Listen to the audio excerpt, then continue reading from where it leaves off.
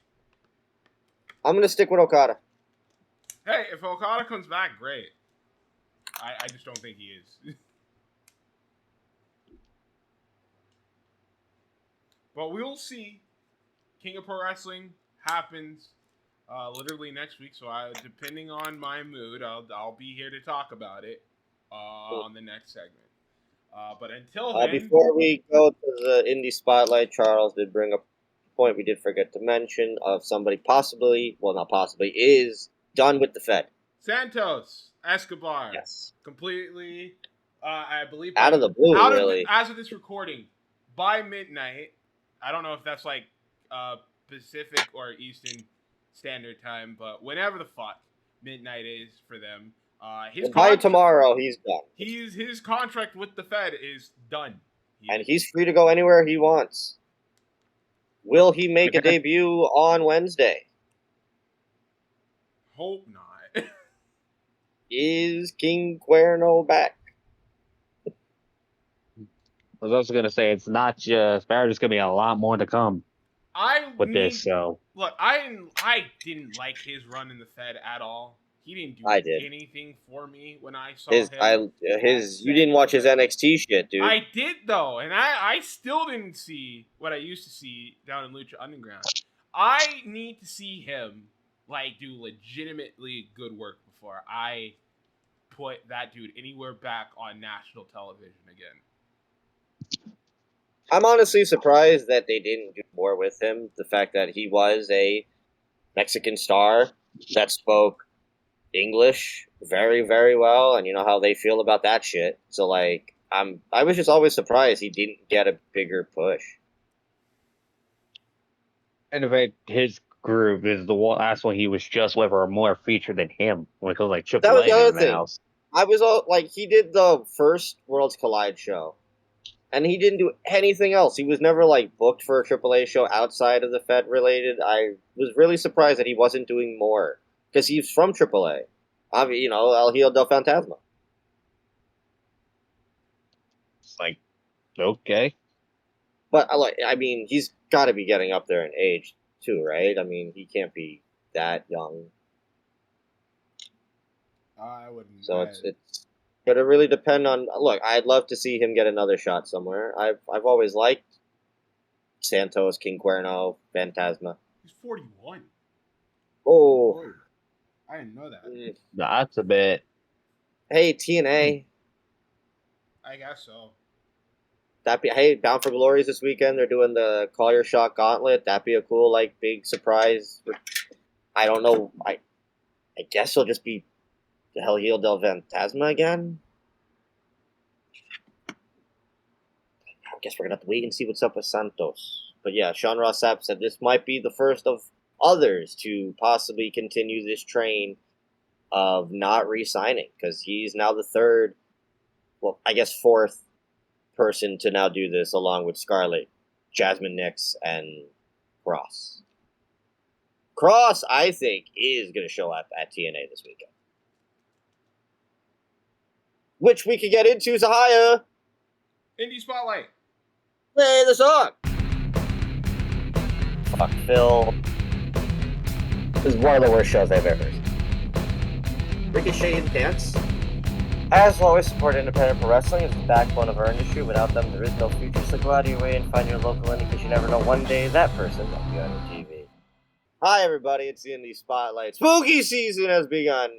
Independent companies are pouring out their Halloween stuff, including a show me and Zahaya kind of watched a good chunk of. Watched parts of it. Well, we'll talk about it in a minute. But other shows that happened this past weekend, West Coast Pro had For the Love of the Game 2.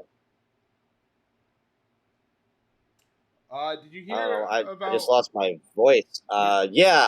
West Coast Pro officially has cut ties with High Spots. They did. And from this point forward, all of their shows will be free streaming live on YouTube as they start a new partnership with YouTube. They've already said they're going to be coming out with tier system for that, and I think on Patreon, not for the shows, but for backstage and interviews and old matches and stuff like that, which, cool.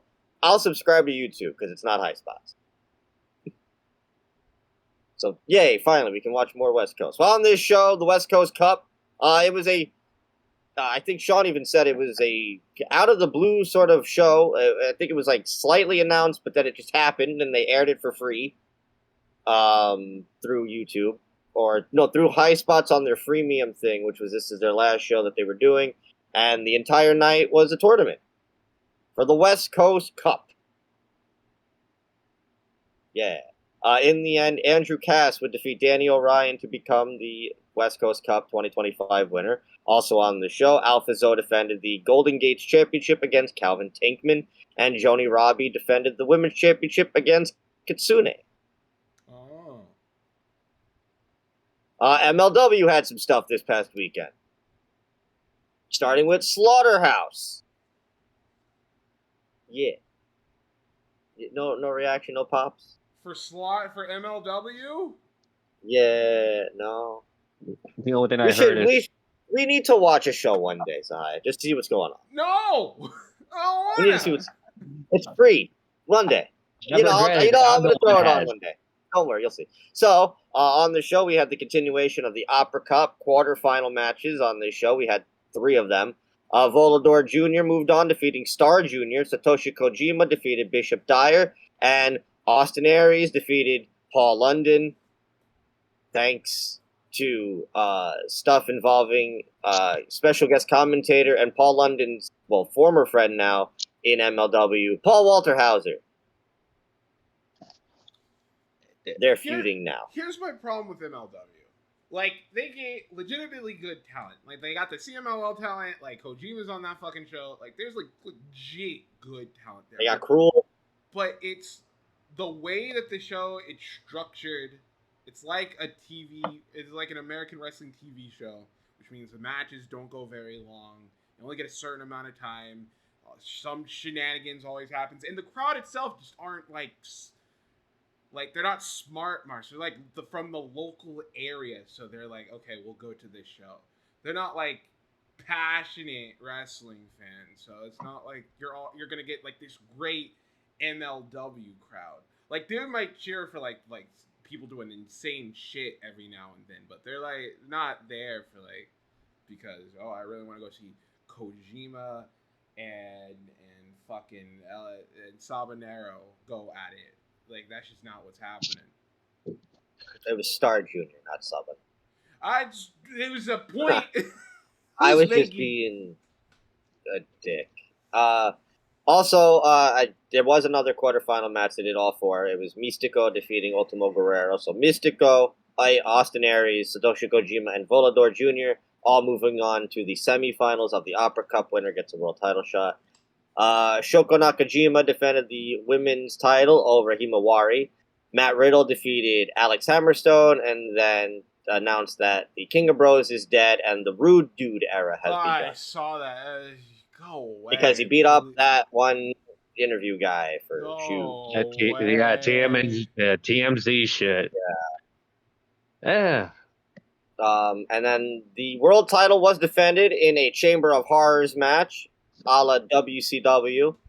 Cruel is still your champion, defeating an amazing lineup of Mr. Thomas, Matthew Justice, Chris Adonis, Brock Anderson, and C.W. Anderson. No Dijak to say he's a feud with him. If I was Dijak, I'd also say no to this match. I'd say just one-on-one is more easier, more better. I have more respect for myself. Just do the match one-on-one. And then MLW presented a second show the next night, Symphony of Horror. Blue Panther defended the National Heavyweight Championship against Atlantis and Ruhigo. Shotzi Blackheart defeated Brittany Brooks. Diego Hill won a 4-way scramble. Kruger and Matt Riddle defeated the tag team champions of Bishop Dyer and Donovan Dijak by disqualification.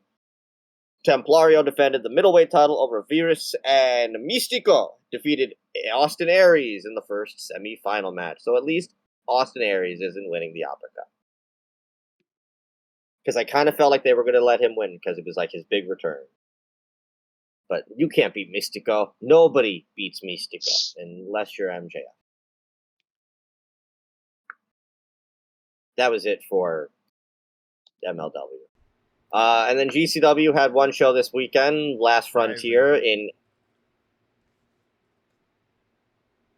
Any other smart words? No? Now you want to say something. GCW presented The Last Frontier in Alaska. Alaska! Alaska! What are we doing wrestling shows in Alaska for? Because GCW is like, their whole thing is that they want to be the first promotion to wrestle in every 50 states of America, like independent-wise. Uh-huh. I think they have 13 left. But they got it. They've Yeah, gotten Hawaii, and they've gotten Alaska's high. So that's pretty impressive. Manders defeated Drew Parker. Matt Tremont defeated Zach Wentz, non-title match. Joey Janela defeated Kid Bandit in 22 minutes. I was expecting a groan. All right. Billy Starks defeated Priscilla Kelly and didn't get her ass eaten. Didn't get her ass eaten? I didn't follow up on her promise. Well, because she didn't lose. I think that was the whole point. Priscilla Kelly's been crazy on the internet lately. No more handcuffs. Atticus Kogar and Slade went to a no contest. I never understood why she signed in the first place. It just didn't seem like her type of vibe. Yeah, no, and then Effie defended the world title against Chris Wilde. I don't know who that is. And then Revolver, the show we kind of watched. So things that we didn't watch that happened. Gringo Loco defeated JJ Garrett. Jake Chris and Nevaeh defeated Killer Goat of Killer Kelly and Myron Reed. We saw how that happened. SRS took an impressively awful stunner from Shotzi Blackheart. That shit sucked. No one should not take involved in his business, I swear. That is not very good. Damian Chambers won a 4-way corners mayhem match against Crash Jackson, Dante Leon, and Ace Austin. And then things we did see. For some reason, Zahai made me sit through Alan Angles and Brian Keith. It was a solid match. It just felt like a Rampage and match. And it also it helped like with the whole thing that happened in the main event because she was out here fucking had troubles with Alan. With the Macabre, yeah. And that pretty much cost Alan the match against Brian. And then Alan afterwards just knocked Gia over like she was nutting, and the crowd booed. So we got, there is a breakup possibly coming for some kind of relationship here within the Macabre. Triple threat tag team match. Latinos Most Wanted of Sabin Gage and Coda Hernandez are still tag team champions, defeating Alpha Sigma Sigma, represented by Big Dick Myers and Brent Oakley, and Tire Die, KJ Reynolds, and Ryan Mathias. Holy shit.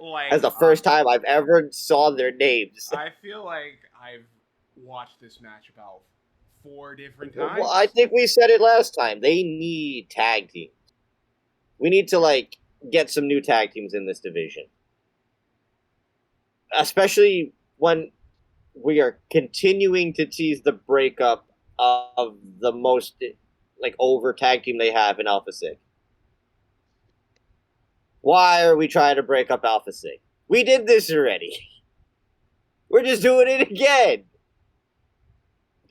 There's quite a few tag teams out there that I feel like they could bring in and, spark up some, juice to this tag division.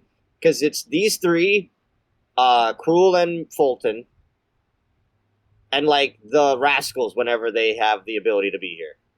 And that's, it. Be nice if we had a few new tag teams in this division. Outside of that, it's still a fun match. Just a bunch of young dudes doing a bunch of shit. Arguably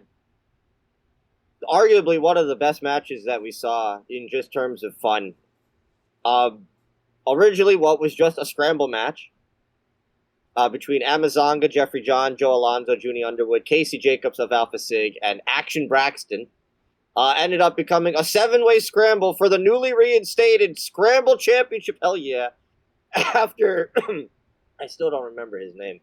But Sammy's, second in command that run, Revolver, came out to point out that somebody was trying to sell off the Scramble Championship in the crowd. And oh my God, for the second month in a row, Big Pound is trying to scam people in the crowd.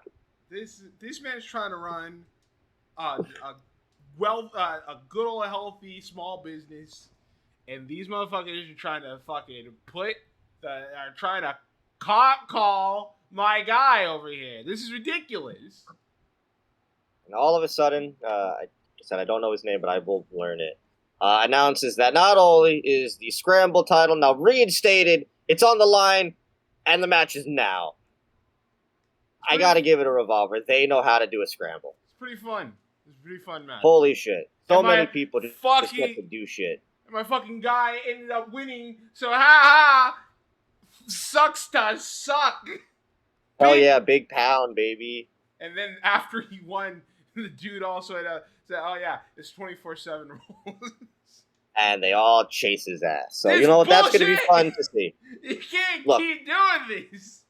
I think this title being a 24/7 rules belt, this company, there's a lot of characters. I could see some fun stuff with this, especially with Big Pound. So I'm excited to see where we're going with it. I'll get to the other match that isn't the main event because it actually has some follow-up to it. But main event was Cruel defeating Alex Colon and Judge Joe Dredd in a trick-or-treat death match. This was a mess. This was a hardcore death match, and then they decided they wanted to crucify Cruel on a door. And this shit fell apart. Figuratively and literally. It did not go well. They have the right idea. He's face down. They have the door on top. They chain him up and then duct tape him. They didn't have the right idea when they had to duct tape him with the chains. That is where that plan fell apart. The idea of what they were doing made sense. I get the idea of it, but then they forgot they had to pick him up. When your fucking thing involves duct tape, you should probably rethink what the spot is going to be. Which it wasn't really nothing anyway. It was just fucking to put him in the corner. Yeah, and wait for his spot to win the match. Which is what happened. And then he kind of just leaves through the crowd, and Gia's like, "Where'd he go?" And that's Revolver. And that's how that ended. But the other big takeaway of the show, BDE winning his first ever championship, beating AJ Francis in a fine match. Fucking worked. You marked. I did. You fucking smelly mark. BDE wins. Very fun little match. Afterwards, Alpha Sig come out. Jaren and Vibe come out. So does Chris Danger. Everybody's celebrating. Everybody leaves except for Danger, who then low blows BDE. You whore. Like, damn. So I might have gotten work. Trust Danger. But then, Zai, I don't know if you saw, there was follow-up on top of that in a video that was posted on Twitter. I did not see it. So SRS revealed a video that he had taken backstage when he was in the locker room of Joe Alonzo not happy that a YouTuber has walked into his business and taken a title from him, calling him a bitch. And then there was a shoving match, and the camera fell out of his hand, and that's how the video ended. So Joe is now going after BDE as well. 4 fucking YouTubers in your company. Why are you just speaking up about it now? Because he's got a belt. Business. For one, he's got a belt. 2, we've seen how Joe is. He's very full of himself, so it makes sense. So Joe wants BDE. Chris Danger's got something. Shit's going down in the remix title division. It's going down. And that was Tales from the Ring 8. Revolver it's a very fun, easy show to sit through. It's a very good indie. I never have a bad time. I don't think we've ever sat through a show that was like atrocious. Except for the Texas one. I don't count it. I mean, if you're alright with murderers on the show, my god. Then it's fine. Yeah, you're alright with murderers, yet it's this person you don't like that he tried to murder. Yeah, well, it just lets you know where I stand. Right. Anyway, this upcoming weekend, we've got stuff. West Coast Pro have put on something. Lee Moriarty takes on Andrew Cass. Brian Keith takes on ETK. Alan Angles takes on Michael Morey. And Maya World will challenge Joni Robbie for the Women's Championship. All announced so far on that show. Beyond Wrestling, I don't mention it enough, but Jay Crack was going to be going to this, and then he decided he's not going anymore because they are having a tournament show. And it is all mat-based technical wrestling. So like Bloodsport, but for like Roman Greco. Doesn't that sound fun? Not really. Drew Gulak, Timothy Thatcher, Ryan Clancy, Joseph Alexander, Darian Banks, and Tracy Williams, Alex Reynolds, and Matt Michael all involved in the tournament. And a WWE ID title match on the line as Cappuccino Jones defends against TJ Crawford. Cappuccino Jones is a real wrestler's name and not something that Taz says on Dynamite. Just, how is that guy? How's that a name? Hog Wrestling have with Glory Comes Pride this weekend. Killer Cross takes on Matt Cardona. Leon Slater versus Amazing Red. The Hardys will take on the main event title for title, TNA Tag Titles, and the Hog Tag Team Championships. It's a title for title match in Hog. Wonder how it's going to end. I think you're making a lot of assumptions right now. Zilla Fatu will defend the Crown Jewel Championship against Bear Bronson. Indy Hartwell defends the Women's Championship against Zeta Steele, your sister. And Charles Mason will defend the Heavyweight Championship in a no DQ match against Man Like DeReese. And then GCW have Fight Club. It's their big blow-off between GCW and Juggalo Championship Wrestling. Night 1 currently has Drew Parker and Emerson Jane in a death match. And the Art of War Games match. Team GCW of Bam Sullivan, Effie, Joey Janela, Matt Tremont, and Mr. Danger, not Chris Danger, will take on Team Juggalo Championship Wrestling of Too Tough Tony, Madman Pondo, who's now back, Shane Mercer, Willie Mack, and Cocaine, accompanied by Vampiro and Violent J. Doesn't that sound great? No. Yeah. And then they have Night 2, will feature Cruel, Slade, and Charles Mason taking on Vandal 48, Andrew Parker, and Mr. Danger in a death match. Other stuff to probably be announced as the week goes on. And then finally, TNA Bound for Glory. Yeah. So, hi, we're watching it. Nope. Yeah. Nah. Yeah. No. I bought it already. What does that mean to me? We're covering it on the show next week. I bet you are. Full on review. Nah. Speaking of TNA, they're on the news. What TNA news? Is that Contracts? Yeah, but that's probably going to be more important next week. So, because it's all post-Bound for Glory stuff. So, TNA Bound for Glory 2025. Leon Slater will defend the X Division Championship against Javon Evans. That should be great. See, I like doing this. You give me your opinion on the matches here, okay? So there's that. You like that, right? Okay, cool. Women's Knockout Championship, Kalani Jordan will defend against Indy Hartwell. Hardcore War, which is essentially Lethal Lockdown, but without the cage. The System of Alicia, Brian Myers, Enormous Eddie Edwards, Moose, and Fandango will take on Order 4. That's Ali's group with all of his people. I'm just waiting for the System to kick Moose out already. No, they're all baby faces. Yeah, for how long? Till Moose gets kicked out. You always think the dumb. Tessa Blanchard will take on Gia Miller. The Call Your Shot Gauntlet, 20-person intergender. Winner gets a Money in the Bank style cash-in. So far, Li Ying Lee has to come in at number 1. Mance Warner has number 20. Nobody else has been announced. I think Killer Cross is definitely showing up in this. Any ideas who you think might show up?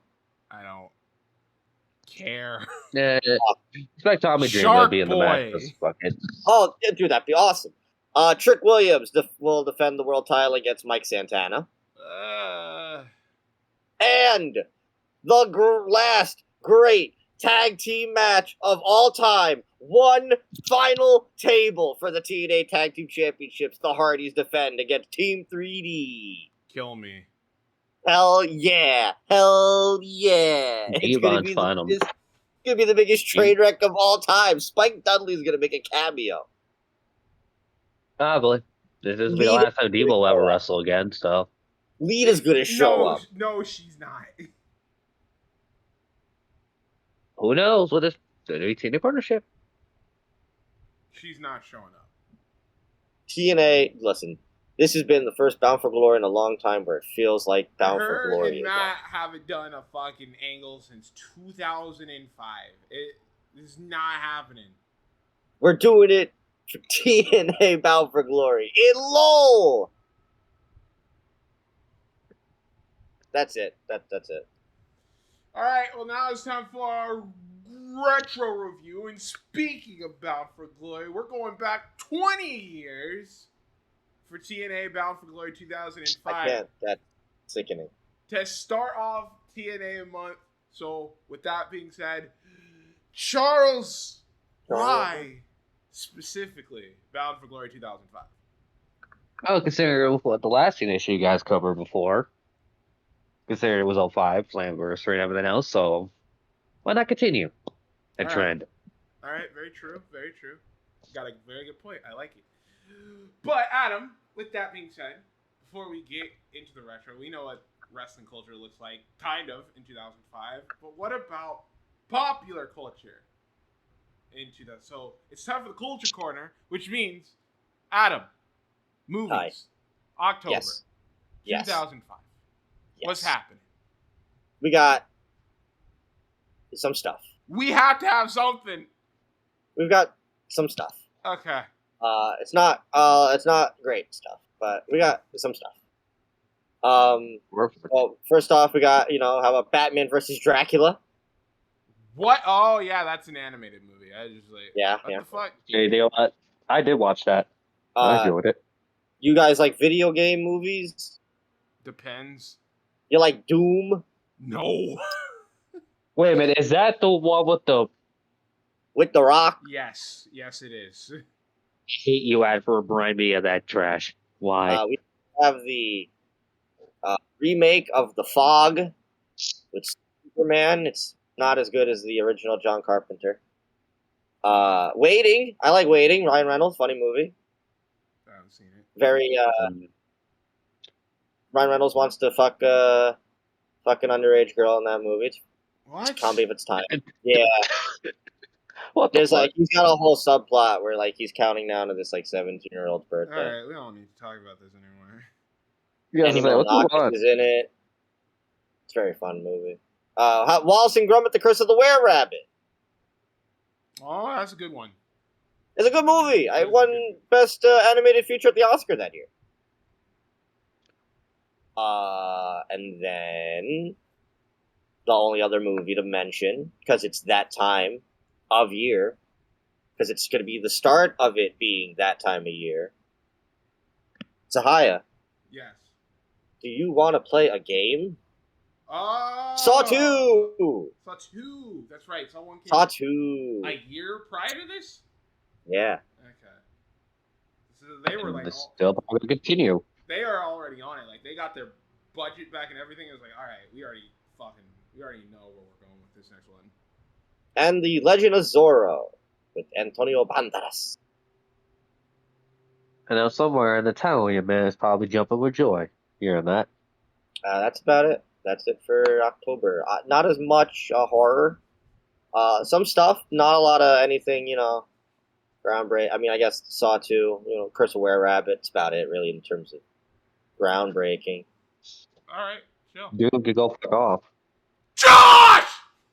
Oh! Jesus fucking Christ! I think we need to put an alert. If you ever yell like that in my fucking ear ever again, I will actually buy a plane ticket to California and splash Adam, get out of a here. note for the future. Holy fuck, Whenever it's been a minute since I did that. Whenever this airs on YouTube, put a disclaimer in the chat going, prepare for your eardrums to be destroyed by Zio users warning. Hey, all right. Hell. I think I'm good. TV in October of 2005. What you got for us, Josh? Oh, I got something for you right here. Anywho, holy fuck! It ain't a lot going on for TV. It really ain't a whole lot, but I'll toss out a few things. If you don't see something, I ain't reaching back in October, so who cares? You got the Colbert Report on Comedy Central. You got Pokemon Advanced Challenge. I have VHSs of that. You have Little Einsteins. You're going on a trip on your favorite rocket ship. Yes, that. Oh my god. Damn it. And you have Squidbillies.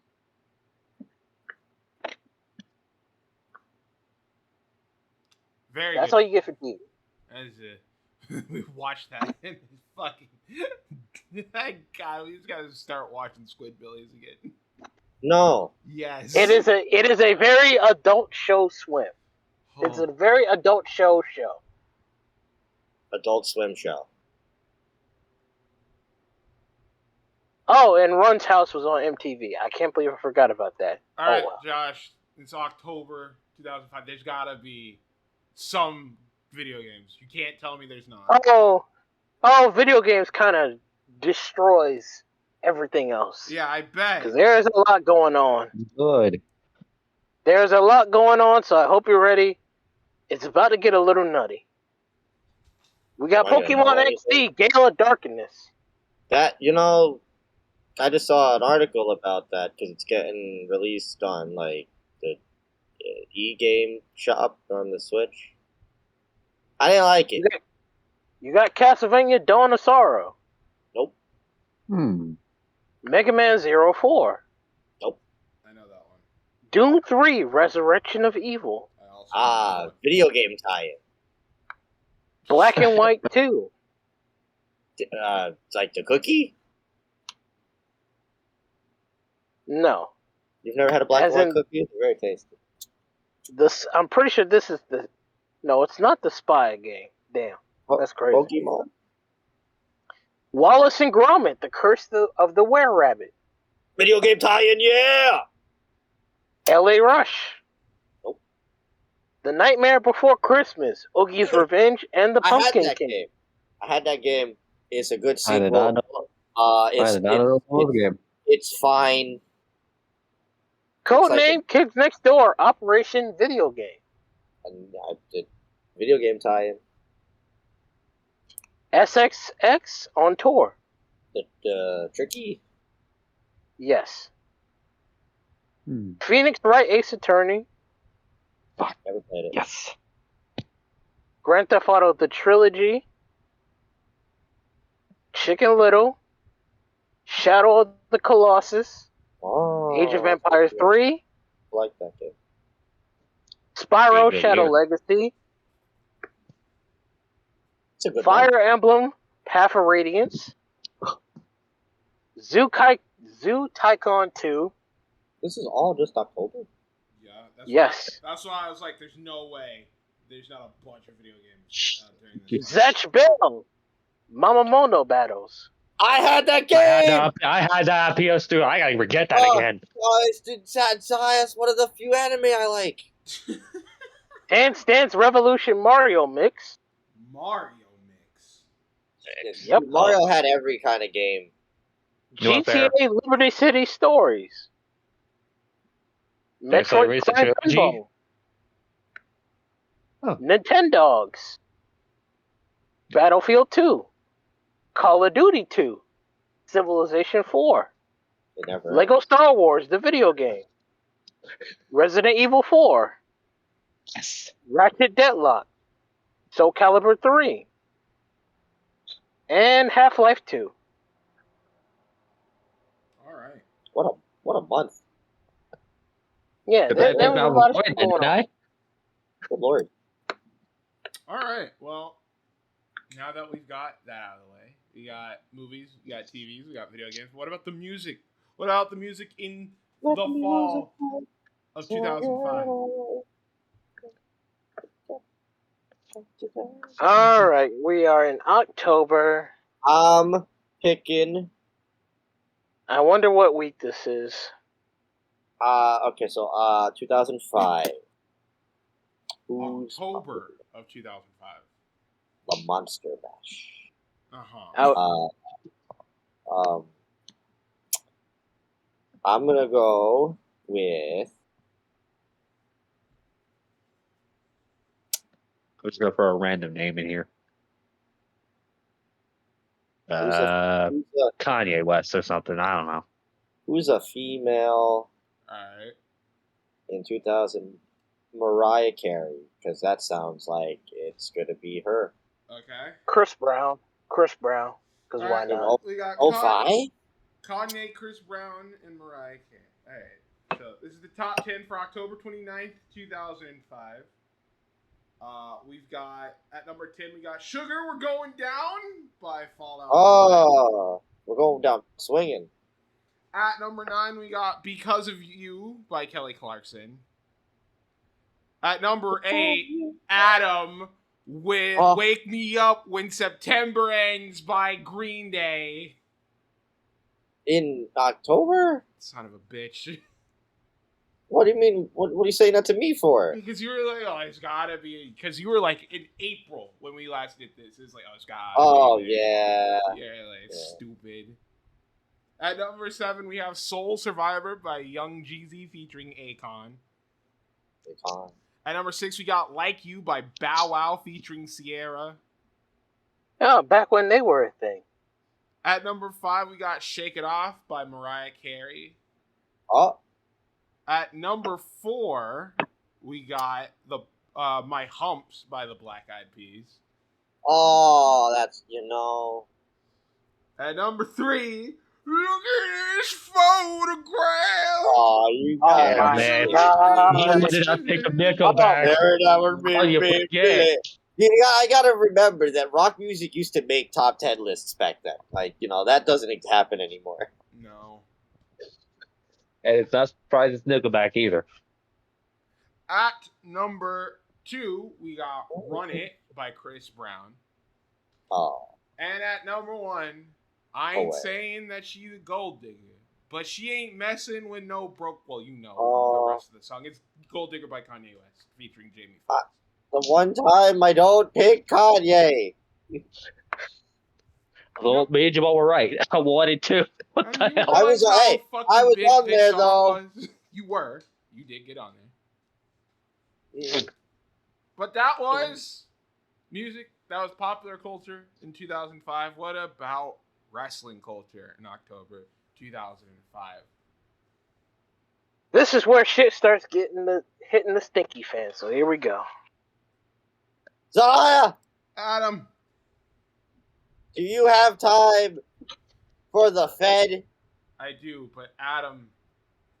Yeah. Do you have time for New Japan Pro Wrestling? That's not what I thought. Look, I checked the list too. There wasn't much. It was pretty. It was bad. I thought you were gonna pick the Dragon Gate show. No.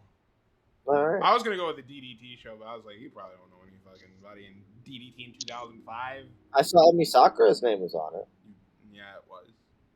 But cool. New Japan Pro Wrestling had the Tokon series in 2005, night number 2. On the show, we had Ryushi Yanagisawa beat. Yeah, finally, I'm not the only one. Akiya Anzawa in 5 minutes 57 seconds. Hiroshi Nagao and Tatsuyoshi Goto beat Masahito Kakihara and Yujiro in 10 minutes and 8 seconds. Black Tiger and CTU of Hiroki Goto and Minoru beat Koji Kanemoto, Ryosuke Taguchi, and Starman in 15 minutes and 46 seconds. From the video game? I would believe so. Who's Starman? Starman is Ultraman Jr. And who is Ultraman Jr.? Yes. Awesome. Tiger Mask beat Sangre Azteca in 5 minutes 29 seconds. Who's that? Sangre Azteca is Sangre Azteca. Never heard of it. Tatsumi Fujinami beat Nafumi Yamamoto in 4 minutes 29 seconds. Blue Wolf and Scott Norton beat Osamu Nishimura and Takahashi Iizuka in 14 minutes 12 seconds.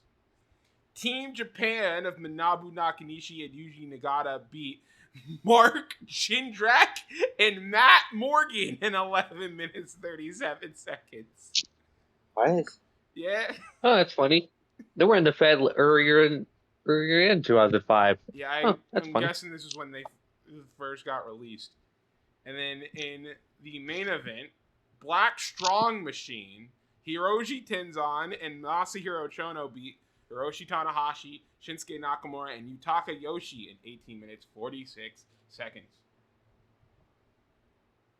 Well, once again, this time I got lucky and there was actually 2 house shows happening. Uh-huh. And I looked at the Raw one, and it looked like Raw. Yep. But once again, SmackDown house shows just sound like a fucking fever dream. Depends what's on the card. Bobby Lashley defeats Sylvain. Paul Burchill and William Regal defeat Lundrick. Oh, so it's normal They bird, beat- not pirate.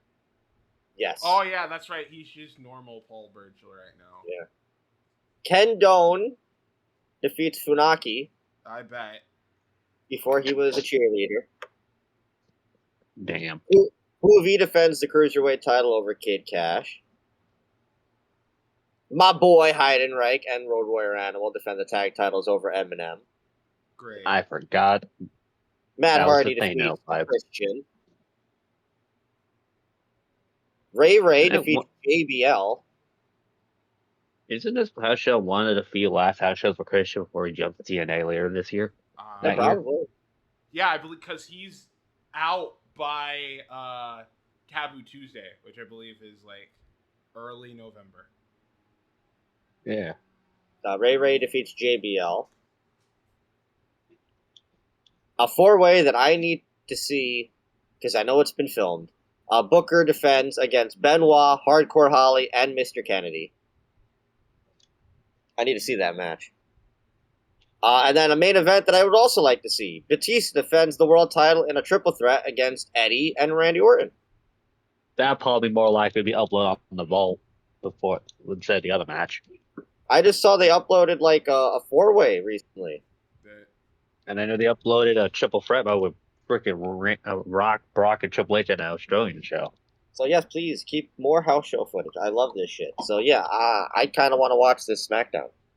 Well, Charles, it's not up to us; it's up to you. Between TNA, a house show in the Fed, and night 2 of a house show in New Japan, which one you going? That has Mark Jindrak and Matt Morgan on it. I need someone TNA until literally Christian arrives, so that'd be all the way. Alright, I'm going Bound for Glory on this one. There's no way you're thinking about this. That fatal 4-way for the U.S. title sounds intriguing. It's a house show. Yeah, but I bet Hoovy and Cash got to do a lot of cool shit. That's, allowed to. Oh, man, I don't know, because I have opinions on this show, but I'll leave it at that. Alright, well, let's start TNA Bound for Glory 2005. We start it with Africa. Well, you've got, of course, the rest in peace TNA voiceover guy, Barry Scott. It's all about. It's just my brother. The grandest event, the biggest event. This is what we've all been waiting for. The culmination of everything and everyone and Bound for Glory and kids. So Bound for Glory live from the Impact Zone in Orlando, Florida. Cage Match does not have an attendance record. Your commentary team for the evening are, of course, the best, Ton West and Mike Tenay. And we get right into the action as Samoan Joseph comes out with a really cool Samoan dance routine as he is here to take on Fusion Thunder Liger in his only TNA appearance. I think he actually did more than one. So. Yeah, you're right. This is his only. Has he? Yeah, this is his only match, I believe, in TNA. Because I don't remember him ever being around before or after this. Even when they did the Global Impact stuff, he was never in the the X Cup stuff. No, I think this is his only match. But and what a match to have against Samoa Joe in arguably one of the best TNA openers for a pay-per-view ever. It's just the fact that you could say that, hey, we put on Joe and Liger in the early and no one else has ever done that. But them. That's the greatest thing about TNA during this time period is that you just can't get matches like this at it. Even though this goes like what you said is like 6 minutes long. But for what it is, it's Liger gets to do all the Liger stuff. Cool Joe's a killer. Yeah, they still present him as a killer. Like obviously, like Liger's still a junior heavyweight, so he was never gonna beat Joe. But Liger's still presented as Liger. Like he hits multiple. He hits a power bomb on Samoa Joe at points. He hits a running Shote. I was about to say he gets the Shote. It looks like he's about to go up and do the shooting star press, but Joe stops him, hits him with the muscle buster, puts him in the coquina clutch, and makes him tap out. So Joe looks like a killer. Liger has a really good showing. It's not anything crazy, but the crowd was very into it, and that's pretty much all you could ask. It's memorable. People to this day still remember Liger and Joe.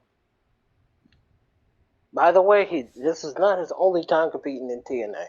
He participated in the World X Cup tournament. You lied to me! Wait, when? You said he wasn't in 2006. Cup. In 2006, he beat Petey Williams. I remember that. They don't promote that at all then. Revisionist history TNA. Oh, they did promote it back then, so. Back then, but what about now? Exactly. Charles, your thoughts on the match before we move on? Oh, I enjoyed it. That speaks for itself. All right. Well, why wasn't Joe champion longer and sooner? Oh, well, we'll talk about Joe and championship when we get to our main event of the evening. But right after that, we had TNA Access. We've got some schmucks. TNA wrestlers and fans. All the fans that are totally not here for free. All here totally not, just because it's part of the just not Universal Studios. The show to start once they got there. But hey, why not? After this, we get introduced to two people in the crowd. They want gut check. Yeah, they did.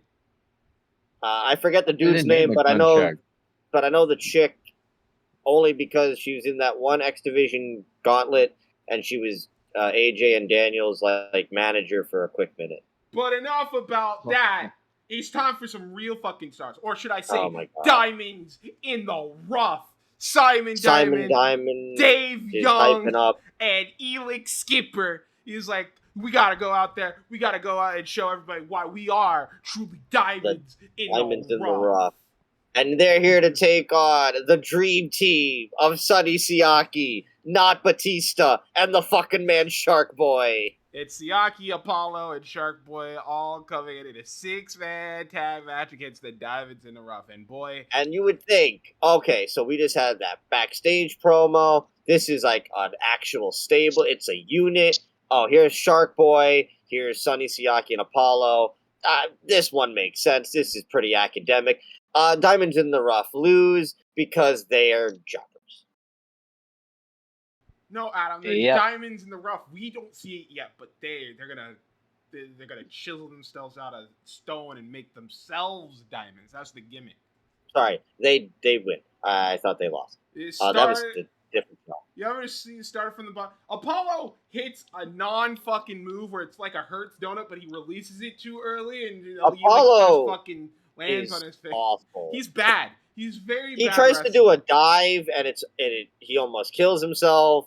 Apollo is, again, just look at him. They wanted this dude to be Batista. He's got the same boots. He's got the same, demeanor. And Sonny Siaki is just, hey, look, we can also do The Rock. Fail miserably, though. Both of them. Skipper tries his damnedest to at least keep both Siaki and Apollo on track as much as he can, with them being like the greenest men in this match. Siaki is. It's crazy. Go ahead. Sorry. I was about to say Siaki is completely nothing. It's completely harmless in this match. Dave Young actually hits a fucking springboard tornado to the outside, which I thought was pretty crazy, actually. And he gets the win with the spine buster. With the spine buster. So big time win for David Young and the Diamonds in the Rough. It goes nowhere. Fucking lying. This is just revisionist history, and I won't stand for it. Diamonds in the Rough, one of the best stables in TNA history. How is Shark Boy the best thing in this match? When you got Eli Skipper in there, how does that make? Eli Skipper was actually very solid in this match. He made sure that the whole thing stuck together. It's not a great match by any means. It's actually pretty forgettable. It's one of very multiple why is this here matches of this show, which is a very common thing for this era of TNA with actual pay-per-views now that they're doing, and it's not just weekly pay-per-views. They're like, we don't really know how to do a card yet. And this show definitely shows it. And a lot of that stemming from what is about to be taking place backstage and in what happened on the pre-show, and we'll get into that in a second. But Charles, you have any thoughts on the match? Yeah, I just was this match was bad. Not fun. So originally, not kayfabe. Main event of this show was supposed to be Kevin Nash versus Jeff Jarrett for the NWA Championship. Kevin Nash got staph infection. Kevin Nash now can't wrestle. So on the pre-show of this pay-per-view, we're trying to find out what the fuck the main event is going to be. Raven wants it. Rhino wants it. Larry Zbyszko ain't having it. We'll find out throughout the night what's going on. Also on the pre-show, a match that should have fucking actually been on the show. Sanjay Dutt, Aries, Roddy, and Alex Shelley in a four-way. One of the highest rated matches of the night was on the fucking pre-show. Yeah. Fuck you. So we cut back to Shane Douglas, who's with Gail Kim and Jeff Jarrett. Jeff, who's fighting you tonight? Doesn't look like you're gonna be doing anything. You might have the night off. Jeff Jarrett's all happy about it. He's got a great time. Who cares? Gonna be an easy night for him. And then Monty Brown shows up, and holy shit, maybe this is what's gonna happen tonight. Monty Brown takes on Lance Hoyt in a pretty fun big boy match.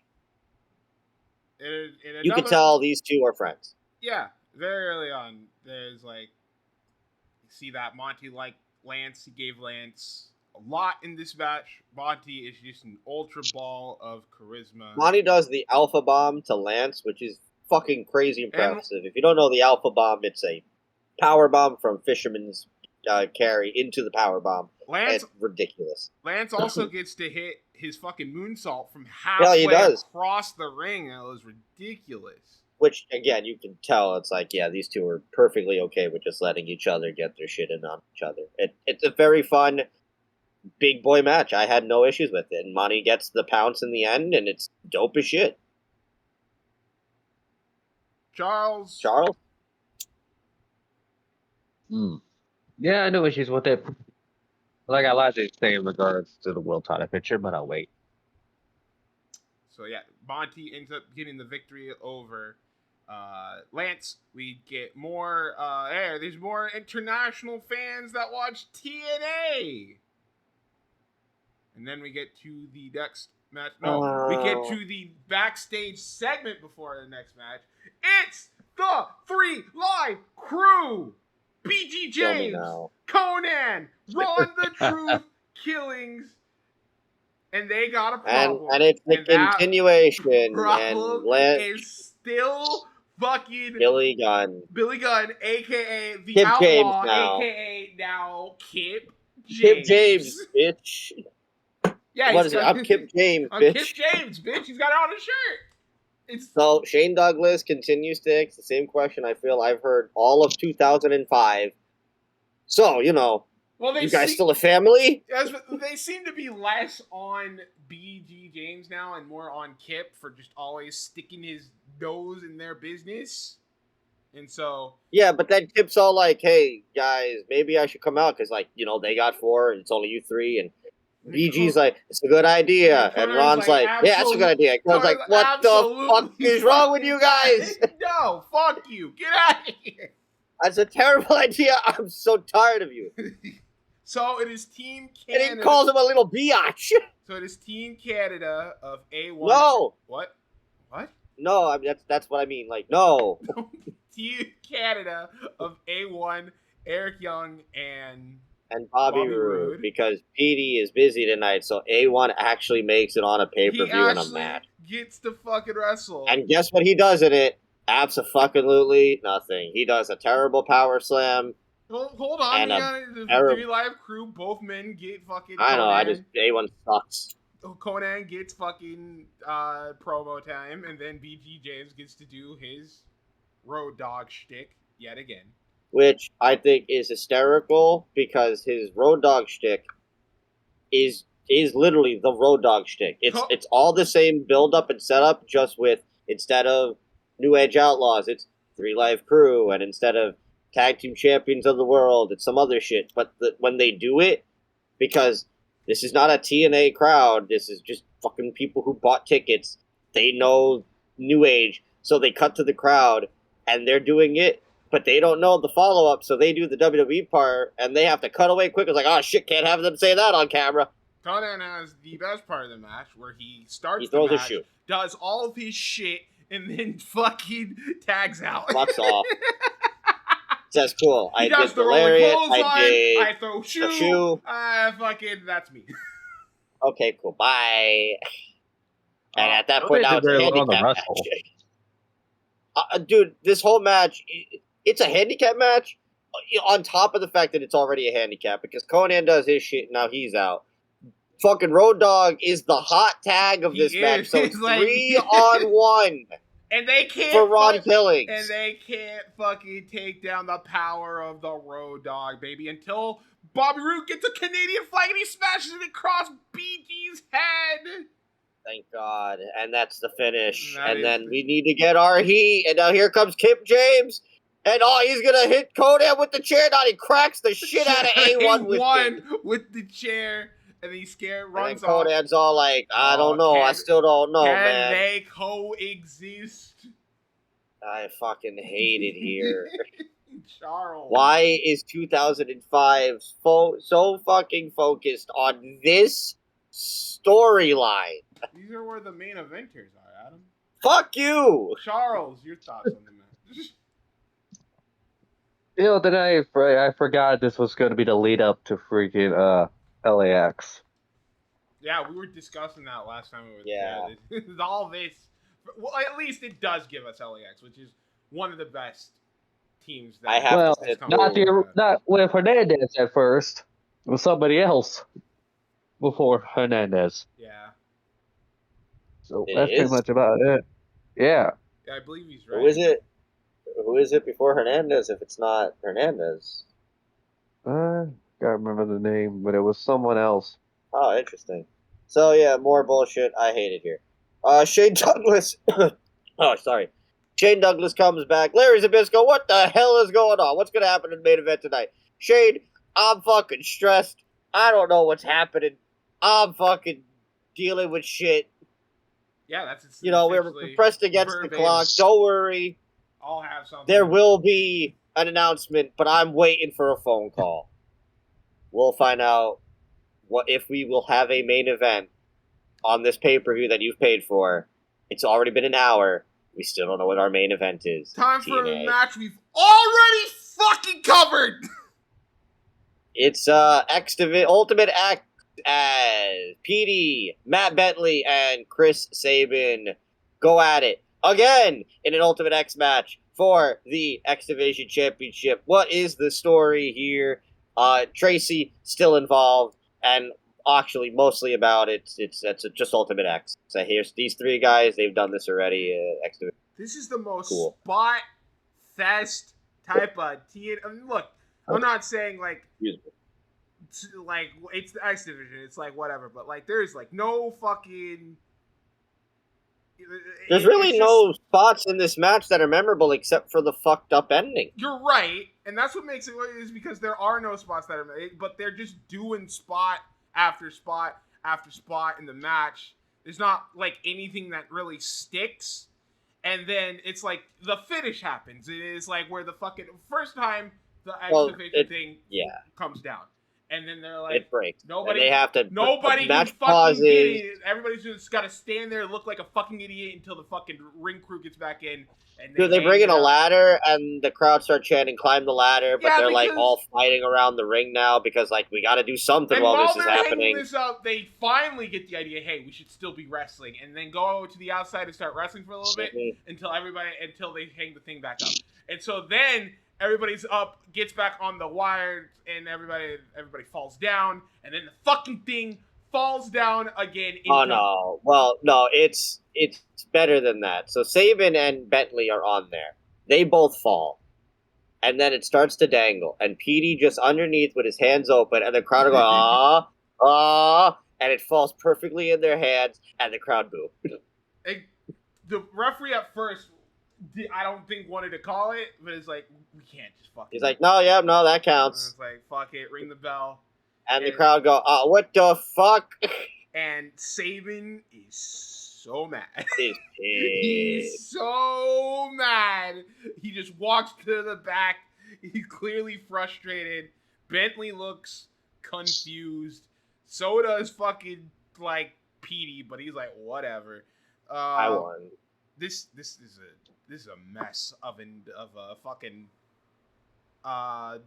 X Division match. Normally, Ultimate X is my fucking jam, but this was not one of the best ones. But that's the thing about this show, is because it was the first Bound for Glory, they wanted to showcase everything.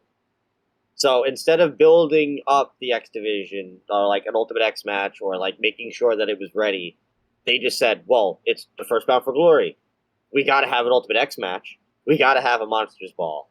We got to have, everyone get on the show. And everyone's got to showcase. We got to show what this entire roster is about. And because of that, you get rushed stuff like this. And this match is not anything special. And it'll be remembered for the botched ending. Charles. Yeah. I question this entire thing, especially that ending. Like, why? Let's just move on. We get house show. Raven's about to beat Jeff Jarrett. This is Bill. Well, okay. I understand, but it's a part of house show. It's a part of. No, I know, but I'm saying this is build to our next match, which Zahaya had to sit through to figure out where we were heading, and he was not happy by the end. So Raven's about to beat Jeff Jarrett for the title. Just kidding. Here's America's Most Wanted, and they cost Raven the title at a house show. They're like, yeah. This is where I'm pissed. This is we're on TNA, and then the next part is the TAMW and Jeff Jarrett killing the Dudleys, literally leaving them in a pool of their own blood. So much so that they hold a funeral for the Dudley boys. In an iconic TNA wrestling moment. It is so iconic that they actually they've done it 2 times over. Yeah, 2 times more after this segment. But then it's like, okay, it's obviously Team 3D versus the AMW because he wouldn't tell me what this fucking match was gonna be. And then the Naturals come out of nowhere, and I'm like, please don't fucking tell me it's AMW versus the Naturals for the fucking titles. Where are Bubba and Devon? Don't worry. That question would be answered. Unfortunately. So it is the AMW against the Naturals, and surprisingly enough, the Naturals are actually here to fucking play tonight. And honestly, this is probably my favorite Naturals match. It's pretty solid because they actually showed emotion. They started off the match with them brawling to the outside, which is the right thing to do. They should not be going in there trying to out wrestle AMW after all the shit that they've pulled at this time. They go out there, they want to beat their asses, and that they start off the match right. I will say it does get a bit meddling at the middle portion. But they're just killing Andy Douglas. They bust his ass open. But eventually there's a turnaround. AMW are now on the defense. The Naturals even hit a death sentence at one point. It looks like we've got the victory, but then Andy Douglas ends up getting handcuffed to the outside, to the guardrail. So now Chase is all kinds of fucked all by himself. But it looks like he's doing pretty well. Oh, fuck, beer bottle! Yep, right. As Gail Kim is distracting the referee, even though there are glass pieces in the ring. Referee is like, well, whatever. No, fucking, you didn't see it didn't count. That's how it's always been. Even though, as the Rudy Charles counts the pinfall, as soon as the 3 count is done, he starts picking glass out of his hand. Ow. Like, oh, where'd this come from? Dead sentence on to Chase Stevens, and the Naturals fail as AMW are still tied. Honestly, like I said, I think it's the best version of this match I've seen. It's very solid. It had the best story. Solid tag team match. The heat sag is a bit long, but I think for what it was, they accomplished the job of making AMW look like bastards by the end of it. Charles. We'll say. I did question the video package. Like, why were you showing the attack on the Dudleys if it's just going to be the Naturals? I get Naturals are always a rematch, but it's like, what was the fucking point? It's even more confusing when we get to the main event, because especially consider who was in the video package that the AMW screwed over, and consider what happened on the pre-show. Yeah. So our next match is the best match of the show and top 10 TNA history in my mind. Easily the biggest thing that the show is known for. It's the Monsters Ball match between Sabu, Rhino, Jeff Hardy, and Abyss. It's pretty much we ain't got much for you, so you're all just in a match together, and you guys just do what you want to do, and they do. They fucking make a spectacle out of it. Fucking Hardy does one of his more infamous spots in the company with the swanton from the top of the structure to to the outside on the tables to Abyss. This would actually be the perfect time to now ask the question to Charles and producer Josh. Because while we were watching the show, I mentioned something that I believe is more impressive, but I was voted against it here. But I said that I thought that Jeff's big dive from the top of the stage to the bottom of the floor, crossing the main stage part as it is, was more impressive of a spectacle than Elix Skipper's tightrope cage hurricanrana.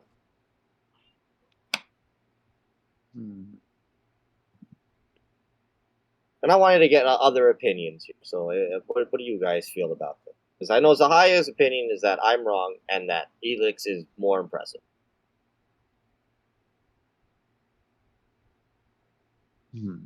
My reasoning was that for the fact is Jeff jumps off shit all the time. It's not the first time Jeff has ever jumped from something that high. It wouldn't be the last time he's done something. But it's a bigger margin of error. No one has ever tried to replicate what Elix has done today because it's just too fucking risky. If he does not get to, I believe it was like Chris Harris. If he does not get to Chris Harris, the moment that he does, he's eating shit and possibly breaking his neck in the process.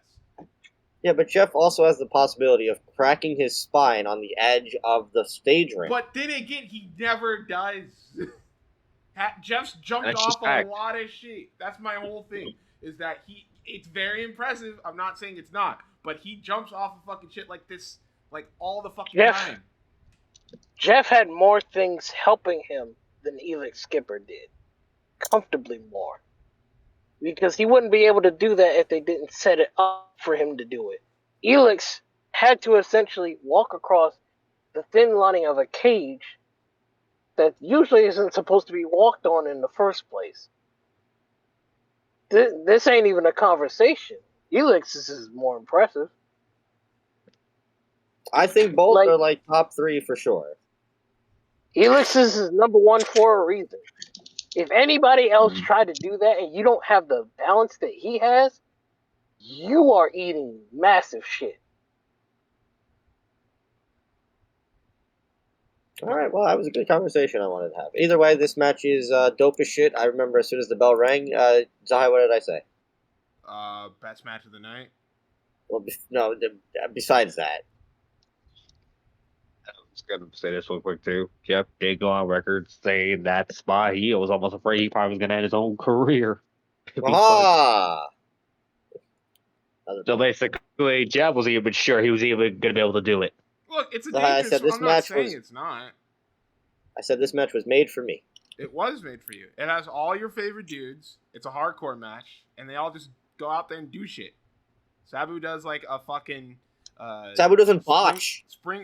You made it a point that he doesn't really botch at all during his TNA. Watch his TNA run, like this TNA run. The matches with Abyss, the other matches he has, he doesn't botch, and it continues the theory that Sabu botched on purpose because it got the pop, and I believe it.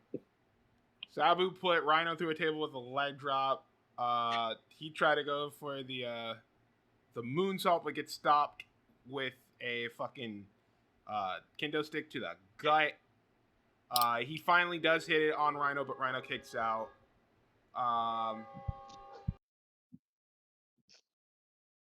Somehow Jeff and Abyss are able to make it back to the ring after dying from the Jeff Hardy spot. It looks like thumbtacks are going to be brought into this. But fuck that, gore into a table. Yeah, he just straight up gores him, and then fucking Hardy and Rhino go at it. Hardy has him set up on the top rope, and then Rhino catches Hardy into a Rhino driver from the middle rope to all the way to the mat. It might be the most disgusting thing in this whole match. Kills Jeff and gets the victory. Somehow Jeff kicked out. If somehow Jeff would have kicked out, I was like, okay, Jeff, we're going to question you. I've seen this match, and I was still kind of expecting him to kick out of the fucking Rhino drive. But no, thankfully. Because it's always such a shock ending. It's like, the Rhino driver? Cool. He gets the victory. Rhino is fucking hellacious match. Easily, I'd say easily the best match on this show. It's such a fucking. It's my favorite of car crash wrestling, and it doesn't overstay its welcome at all. It's just great. It's my favorite TNA match. Finally, we're gonna get an update. An hour and 48 minutes into our pay-per-view. Larry Zbyszko, for the love of God, what the fuck is going on? All right, Shane. I've talked to everybody. We figured it out. Later tonight, there's going to be a 10-man gauntlet featuring all 10 men that are in it are going to be men that wrestled earlier on in the evening. Remember that. Remember that point that have all wrestled earlier in the evening, and then the winner is going to fight Jeff Jarrett immediately after. Now, leave me the fuck alone. And then Jarrett comes in like, that's not fucking fair. What do you mean? And Zahaya brings, I forgot who, I don't know if it was you or Jay or somebody brought up the point What do you mean it's not fair? Yeah, because you're literally... These guys have already wrestled matches on the show, except for one. We will fucking get to, because that still pissed me off. But all but one have already competed in matches. And on top of that, they're competing against you, who you haven't competed in one. So they're already competing in 2 matches. And you're like fresh as a fucking daisy. So how is that not 3 fair? matches. Yeah. I was going to say this. Now this is where I have an issue.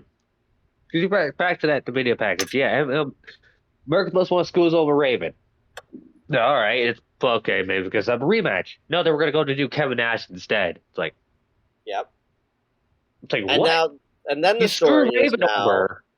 Well, that also leads to the Gauntlet story, because they make a point. Will Raven be in the Gauntlet?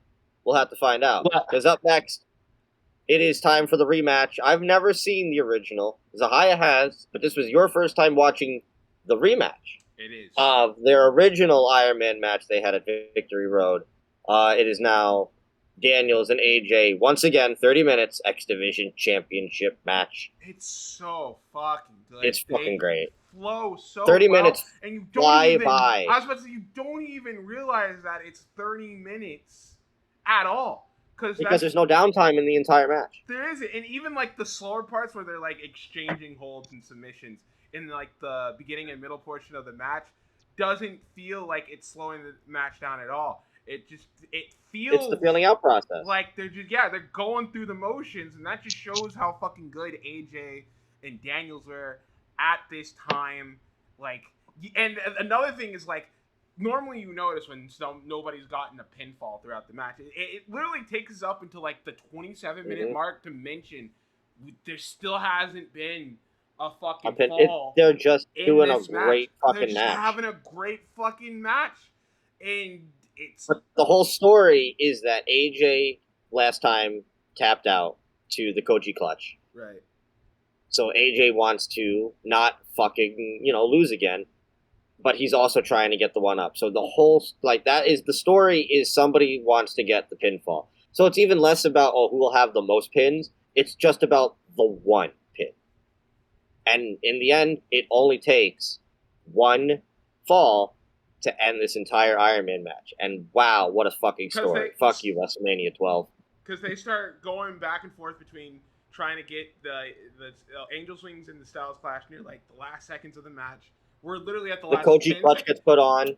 We're literally at, the last 10 seconds. AJ does a roll through into a fucking Styles Clash. It's incredible. 5 seconds left. Finally gets the pin. 1, 2, 3. With a second left, AJ gets the pinfall and the victory in 30 minutes against Christopher Daniels for the X Division Championship. It's fucking perfect. I don't know if this is considered a hidden gem or not. I don't really see people talk about this match as much as the first one. No. Because I know people love their first one. But this is also fucking fantastic. If you have not seen it, go out of your way and watch it. It's this match and the Monsters Ball really carry this pay-per-view. They do. Very much so. Because it is, honestly, 2 of the best examples of TNA. Here's, the hardcore crazy shit that we do, and then here's our X Division. And that was really what TNA were big for at this time. Well, that's the, idea of it alternative, because this is also just shit you couldn't see at the Fag. It's ECW again. Right. And that's what TNA was good at, when they were highlighting shit that you couldn't see in WWE. That was TNA at its best, and it's very much shown on this show, because you got your Sonny Siakis and your Apollos and your 3 Live Crew and all the fucking sports entertainment stuff like that. But when you get to shit like this and the Monster Balls match, that's and Liger and Joe, Liger and Joe, that's your reminder of why you stuck around with or TNA for so long. The pre-show match that probably should have fucking been on the main card. Maybe. No, fucking maybe. Hey, at least Meltzer saw it, so, Yeah, so speaking of Meltzer, he gave this match and the Monsters Ball both 4 stars, the highest rated matches of the show, both for Cage Match and for Dave. If you're going to watch anything from these 2 shows, go watch these matches. Yeah, absolutely. It's a fucking great, like 45 minutes of TV, just back to back. Charles. Oh, I enjoyed this match. I figured I knew it was gonna be that good, considering I watched the previous match. This is awesome. There's something special about this match for one main reason, and Zahaya knows what it is. There's one stipulation I hate more than anything in wrestling. Is the Iron Man. He does not care for Iron Man matches at all. But I've seen this match 5 times now. So for that, I think that's an accomplishment all on its own. Well, it's time to start the show again. Joe is back out for sorta. Dude, I swear I felt like Whiplash. I was like, oh my god, the pay-per-view restarted. I was about to say, did we restart the pay-per-view? No, it's just Joe's out here So first. it's time for the gauntlet. 10 men who have competed this evening will fight, and the winner will immediately get a shot at the world's champion afterwards. It's Samoa Joe and R-Truth to kick off the match. They have a fun little flurry. Speaking of the rules, because they are also confusing. Instead of just Royal Rumble rules, it's the first entry will be 2 minutes, and then after that it'll be 30 seconds. Just pick a fucking time. It's War Game countdown rules. It's fucking stupid. Yeah. After that, here comes Sabu. I'm alive. And he's still out there doing his fucking crazy shit. You got a chair. He's doing all his shit with the chair. Poetry in motion, moonsault, all this stuff. Big Lance Hoyt coming out like a fucking house of pain. I couldn't believe it. Lance made it into the match. And yeah, he starts going after Joe and Truth. He does a big boot and everything. Here comes Abyss. They're coming in quick. Abyss also, my tum-tum hurt. Oh, we get the first... Abyss and Joe get a showdown, and I'm upset because it never happened. Or if it did, it wasn't important enough. Well, we will see this again next year at Bound for Glory when Joe is put into the Monsters. Yeah, but, like, could you imagine the world title program? Yeah, that is not going to happen at this time. But I understand. Here comes Jeff. Ow, my back hurts. I can't even do but do. You're just little, like, fist pumps. Sabu is bleeding again because he's gotten rebusted open. Jeff's just getting fucked up. Here comes Monty Brown. He should fucking win this. Monty Brown comes in, hits a pounce onto Sabu, looks awesome. And then Jeff goes to take him out. Monty hits a power slam to throw him over, and they both get eliminated. Thanks for coming, Monty. I couldn't fucking believe it. Fucking hell, man. I couldn't fucking believe it. He does 2 moves, one in which eliminates himself, and that's it. Fuck. I was so angry. I was so fucking angry. Spoiler alert, not to jump ahead. You've listened to the podcast long enough. They know me long enough. I love Rhino. He's one of my favorites. I could have done without him winning tonight for Monty to finally get the title. You built it up throughout the night. Nah, it's okay. Speaking of Rhino. Anyway, here comes Rhino. He's fucked up. He's bleeding and shit. And then, they said, if I'm not mistaken, Larry Zbyszko said, the 10 men in this Rumble tonight have competed on the show. So, spoiler, the last man to come out is AJ Styles, who, that's crazy. You just competed for 30 minutes. But the man who comes up before AJ, could it be Liger? Is Liger back? Could it be Sonny Siaki? Or could it be David Young? I was going to say, David Young or Christopher Daniels. Or you know what? He was in the match. I'll give him it.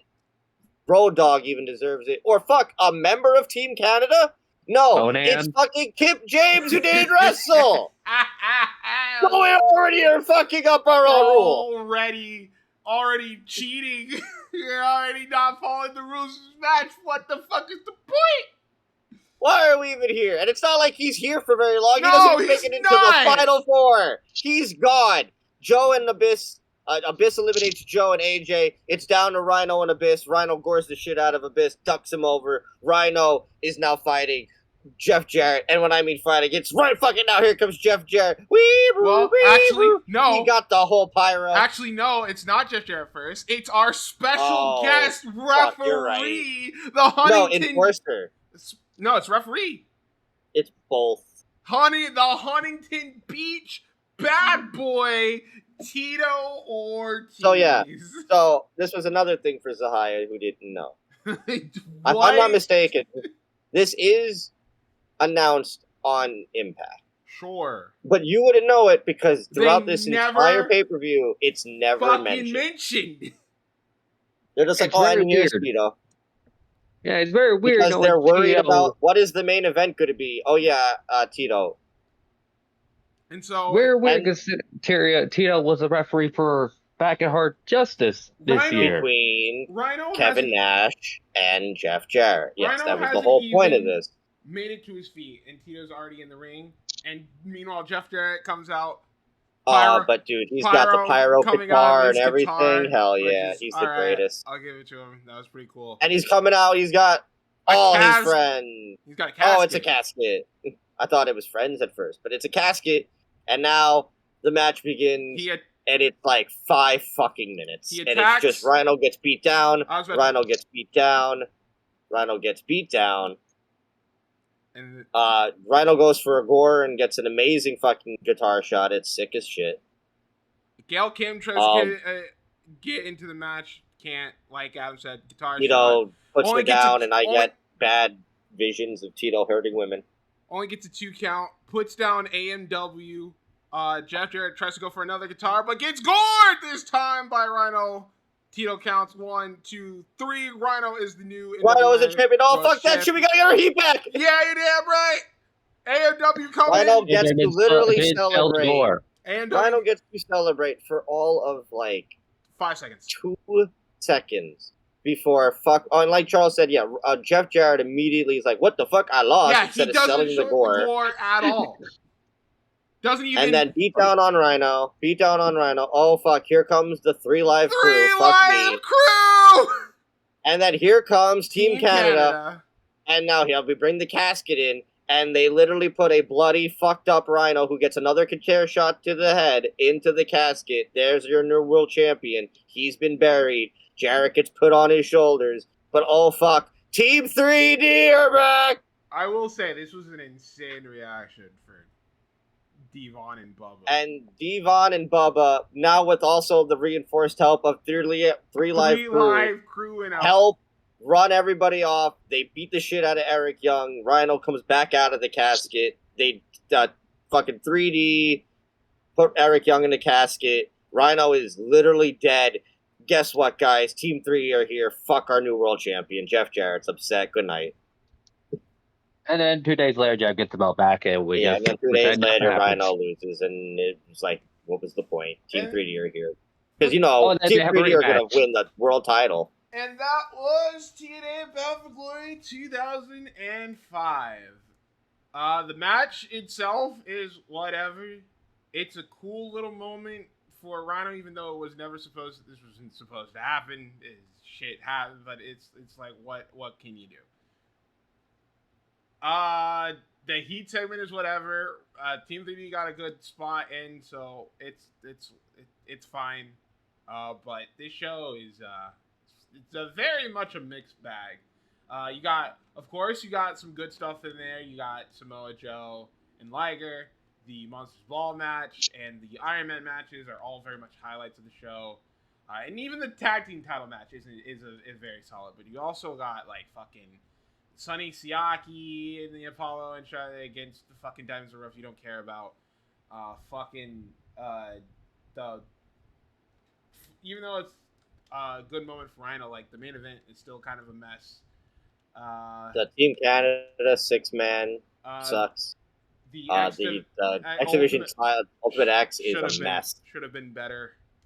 So it is a 2-match show. Yeah, 3 if you really you're down for a short Liger and Joe. Yeah, Joe and Liger, but and I like Monty and Hoyt. And I liked the tag title match. It was good for what it was. It was nothing special, but it was good for what it was. It's very hard for me to rate this one. I think by the end of the day, I think I liked more than what I didn't like on the show. So I think I'll give it a C+. Same. It might be the nostalgia in me, but I'm going to go B-. All right. So because it is TNA. It is such a TNA show. Right. But there you go, TNA Bound for Glory 2005. We finally did it, Sahaya. It's finally out. We are done with 2000s Bound for Glories. We're finally able to now trek into 2011 and 2012 and 2013. Yeah. No. God, I want to get out of 2005. Well, Adam, we might be doing so because yes, but no. So CJ, guess what? That's 2 weeks. 2 weeks? Yeah. You said why? You fucking okay. I messed up. Yeah, they won't remember. Our guest next week is currently undetermined. Uh-huh. But hopefully by the end of the show we have an answer for you. Just like we have an answer for me. All right. Well, if you don't get it this week, but it is TNA related. You'll know next week because we'll always be here. Somebody's got to be. But until then, Adam, it's time for our main event segment. It is. It is time for our main event segment. Guys, it is time for a tournament. I've wanted to do this. So I've had this tournament idea before. And Zahaya always puts me down because he doesn't want to play along. Do I? I've always wanted to. The idea I've had before was you take a roster or you take a group of wrestlers and you go off of vibes, but in a situation of like, if you didn't know who this guy was, you weren't a wrestling fan, who are you going to gravitate towards? And then Zahaya told me, no, I'm not doing that. So I said, all right, I'm going to try and figure out a way to kind of do that, but make it so that Zahaya does like the idea. And you do enjoy the vibes. I do enjoy vibes. So I have found a bracket, a first time ever type of bracket we're doing for this type of tournament. And Josh, you're welcome to join us with your input as well if you would like. I have found the Best Versions Wrestler Tournament. Are you going to bring it up? You going to let us see it? Yeah. So the way that this is going to work is the wrestler that is going to be appearing on your screen is going to be a certain era of said wrestler. And you can only judge them off of that era of them. Okay. And this is considered the best eras of these said wrestlers. So, are you ready? Sure. Charles. Sure. Here we go. We're going to find out who is the best wrestler era-wise. And we're going to kick it off with a doozy. 1998's Stone Cold or Rainmaker Okada. Okay, so if we're talking like pure vibes, know nothing about either man, coming into this blind, I have to go with the man with the shiny pants and the golden hair, unfortunately. Now look, we can do the vibes idea or we can do just accomplishments. Depends on how you guys do. No, you said vibes. We're doing vibes. All right. Charles. Yeah. If you are not a wrestling fan and you just saw 98 Austin or Rainmaker Okada, who are you attracted to? See, I kind of also want to go for the guy who flips off people and fucks up his boss. Know. You're going off of like first. But that's what the thing you're seeing. That's the version you're seeing. And you're telling me that fucking shiny golden man doesn't interest you more than shiny golden man who just like does lariats and drops money, and not the guy who beats up his boss. You don't know what a fucking lariat is. You're not a wrestling fan here. Yeah, but I'm just seeing a guy do moves. But this dude's like flipping people off and calling people bitch and drinking beer. All right, you can pick it's got to be Austin. You pick Austin. All right, next match. 1997's Kane or 96 Shawn Michael? Kane, are you fucking kidding me? Yeah, it's got to be Kane. Look at this fucking dude. I mean, that dude, he gets it. He's not even fully dressed. He's got one I would arm kinda- Kane. I don't know if like Kane. Sean would be like, no, I'm good. You're an asshole. But yeah, it's got to be Kane. All right, ROH Samoa Joe or 2023 LA Knight. LA. Is that really the best version of LA Knight? I mean, yeah, it's world title match LA Knight. Either way, I'm going with. It's Samoa Joe. Dude named Samoa Joe. Who comes out to fucking LL Cool J and is choking people out. I was gonna get outvoted anyway, so. It just looks like the coolest dude. I mean, I like LA Knight. He goes, yeah. He does go, yeah. 1996 Psycho Sid Vicious or 2007 John Cena. Psycho Sid. Are you fucking dude? The faces he would make when he came out, like what is this dude's issue? I'd be more interested in. This is actually, for me, this. I don't want to be biased, but 07 Cena is technically when I start. I like that dude. He hasn't turned me off yet. He's not wearing stupid colored t-shirts. I see a dude like Cena for the first time. It's like white rappers. Like, I already have Eminem, bro. I don't need you. Yeah, but he was like beating up Kevin Federline and shit, and he bled. But I don't know. Also, this is the year. This situation.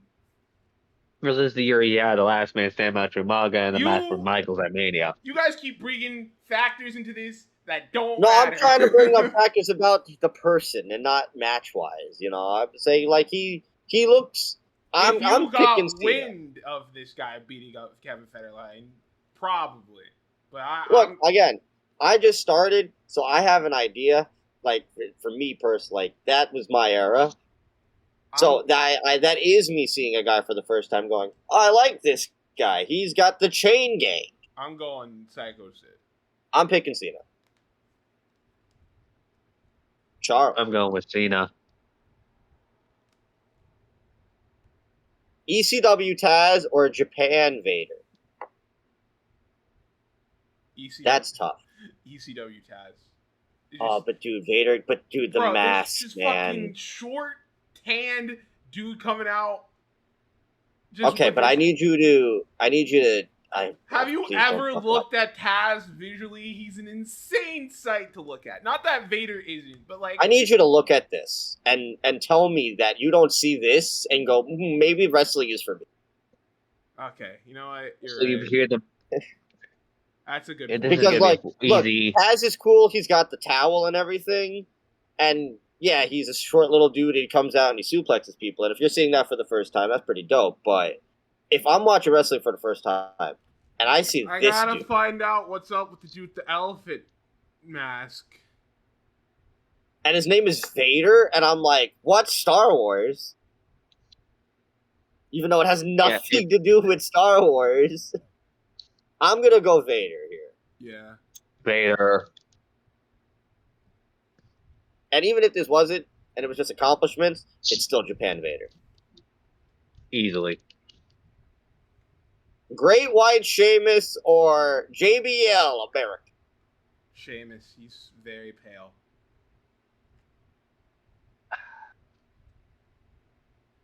JBL got the theme song. JBL just looks like every other white dude. But he got the theme song, though. And I don't know. That's a good theme song for a first fan to hear. It's got if the I move. looked at a dude like Sheamus, like, are you allergic to the sun, my guy? He's got the crazy hair. This one's a little all right. Josh, you want to give any thoughts on here?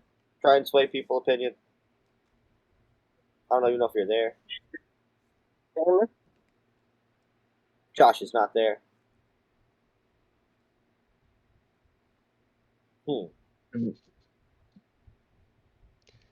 Yeah, all right. Yeah, I'm going to go with Sheamus. Yeah, obviously. Look at him. I'll go with Sheamus. Well, it goes me going with JBL, because I went out the fucking window. Call up Finn Balor or 2000 Scott Steiner. Scott Steiner? You fucking kidding me? Steiner. But the face. You don't see that when he first comes out, though. Got the bulge, though. He does have the bulge. But he ain't built like Steiner, and he's not as fucking... He's not going to get what's him not. Yeah, you're out of right. here. He's irrelevant to Scott Steiner. Get him out of here. All right, 97 Sting or 97 Ken Shamrock? The same freaking... Sting. I gotta go Sting. I mean, this dude is insane. But, like, that's the Crow. Yeah, that's like literally one of the coolest characters in wrestling. Now, I'll tell you this. If this was accomplishment-wise, I might give the lead to Shamrock because they botched the fuck out of it at Starrcade. It would still be. It was already world champion. It would still be Sting. New Japan Will Ospreay or Hypocrite Chris Jericho? Ospreay probably. He's got more colorful gear. He got Assassin's Creed. Jericho just comes out in a suit.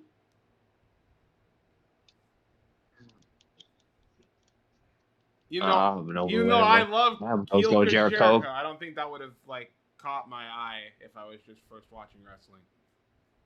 Hall of Pain Mark Henry or NXT Kevin. It also says Indie Kevin Owens. So I guess Steen. Hall of Pain Mark Henry, without a fucking doubt. Yeah, I love Kevin, but that's a fat dude who kills people. Hall of Pain Mark Henry. Hall of Pain Mark Henry is one of the scariest motherfuckers. The personality made him way more scarier than Kevin Owens. And he also got a world title run out of it. NXT Keith Lee or 05 Eddie Guerrero. It's Eddie Guerrero. Eddie all the way. Eddie. Even if you don't, I was about to say, even if you've never watched Eddie, if you see him, he's just got such an aura. An aura. And also consider this is also a heel Eddie run too that year because 05. It's heel, it's face, it's but also sad knowing it's his last year. Yeah, but we don't know that. Time. It's a guy who looks like a dude who would get away with some sneaky shit. So NXT champion Gargano. So all right, just NXT Gargano and main event Bobby Roode in TNA. Main event Bobby Roode, and it's not even close. Look, Gargano. It's not even close. Gargano. See, but Gargano got the cosplay shit though. That's kind of cool. But the personalities. But Bobby Roode is a Giga Chad compared to him. If I'm watching wrestling, Gargano guy? I am a Gargano guy. But if I'm first watching wrestling, and you got attached to it somehow. If I'm supposed to believe who is the pro wrestler here, I'm going with Roode. Are you kidding me? Yeah. Fair. Walter. So not Gunther. Walter or New Japan Nakamura. Nakamura. Are you not even? Oh, close. but he beats the shit out of people. Yeah, but I don't know that. When you see Nakamura, but you're gonna see him do it though. But when you see Nakamura make an entrance, come on, this isn't even close. MJ Nakamura. Come on. That whole thing is crazy. Yeah, Nakamura all the way. That's fair. My God. Nexus Wade Barrett or NXT Killer Cross. Killer Cross. Killer Cross got the entrance. He's got the entrance. Yeah, I guess. Killer Cross. And he's got the girl. I mean, anything is Nexus is an auto fail. What is this guy? He's not even got the beard. He looks so naked without it. Anything Nexus is an auto fail. Eye patch Bryan Danielson or 2010 Miz. Eye patch Danielson because I want to know where you got your eye patch from. Pirate Danielson. See, I love the Miz. I know you do. I always sign with the Miz. I think the Miz just won. He's getting eliminated next round. World Heavyweight Champion Undertaker or AEW Champion Swerve. Or main event Swerve. 2007 Undertaker with the World Heavyweight title? Yeah. I love Swerve. I don't think you were ever going to be anybody in the Aura competition with the Undertaker. It's just not possible. But he got Nana. I understand that, but once you see Taker make his entrance, it's what are you exactly? Spy Take, yeah. Yeah. By the way, I'm Undertaker. going to make it a point. We will come back to this with somebody else to do the other version of it, the proper way of it. Because I am interested to see how the turnouts would be then. 06 Wrestling Machine Kurt Angle or TNA Jeff Jarrett. Oh, dog. Wrestling Machine Angle. Are you kidding me? Angle. To say Kurt Angle, it speaks for You itself. see that man with a mouth guard and a fucking Olympic gold medal around his neck, and he's like full of anger. And he goes, yeah! like, fuck yeah, bro. This is the person you don't want to be in the dark alley because he will fuck you up. NXT UK Ilya Dragunov or 98 Goldberg. Goldberg. Yeah, I'm going to have to give it Goldberg. Yeah. Pretty easy. It's a pretty fucking awesome entrance, man. 2017 Kenneth Omega or main event Jeff Hardy in 08? Jeff. I'm picking Jeff. For the culture, I had to pick Jeff. It is Jeff Hardy. Jeff. 2009 Orton or fucking headband Lashley is fucked up. But Walking Armageddon Bobby Lashley. 09 Orton. 09 Orton. Yeah. Little psychopath. I'm picking Man, Lashley. everybody under the sun. You're gonna pick Dude, the sorry, dude Al. that... Dude's coming Hold on. out. I the titles. love Lashley, but you're gonna sit here and tell me you're gonna pick the dude with the fucking headband on his head that doesn't have any fucking hair on his head. Dude. Looks Also, stupid. Looks dumb. No. Walking Armageddon Lashley was a menace. I get that. No, you're right, but that Randy Orton was a bigger menace. Randy Orton looks Randy like Orton was a a bigger fucking dweeb. No, he doesn't. You look at I his head, hated you think 09 he's a Orton. fucking serial killer. We're talking about. No, I saw him. I We're went, not he's fucking talking bland. about what you hated. We're talking off the. I know, but if I'm seeing it for the first time, he looks bland. No, he looks. Well, he comes out. He's all slow walking. But here goes Jack that shit. Got all the belts. Charles, can you please? No, I'm picking Lashley. I already said Randy Orton 09, so you got outvoted. All right. I'm about to say Hollywood Rock or Big Dog Roman Reigns. Hollywood Rock. This ain't even a conversation. Yes, Hollywood Rock. That big dog there. Big Dog pouch. Hollywood Rock. I love the picture with the cape. Hollywood Rock. Blackheart Tommaso Ciampa or the People's Champ DDP. DDP. Both of these are good, but DDP. I'm big DDP Jersey rep. Oh, there goes me going against DDP. Because I was going to go with Ciampa.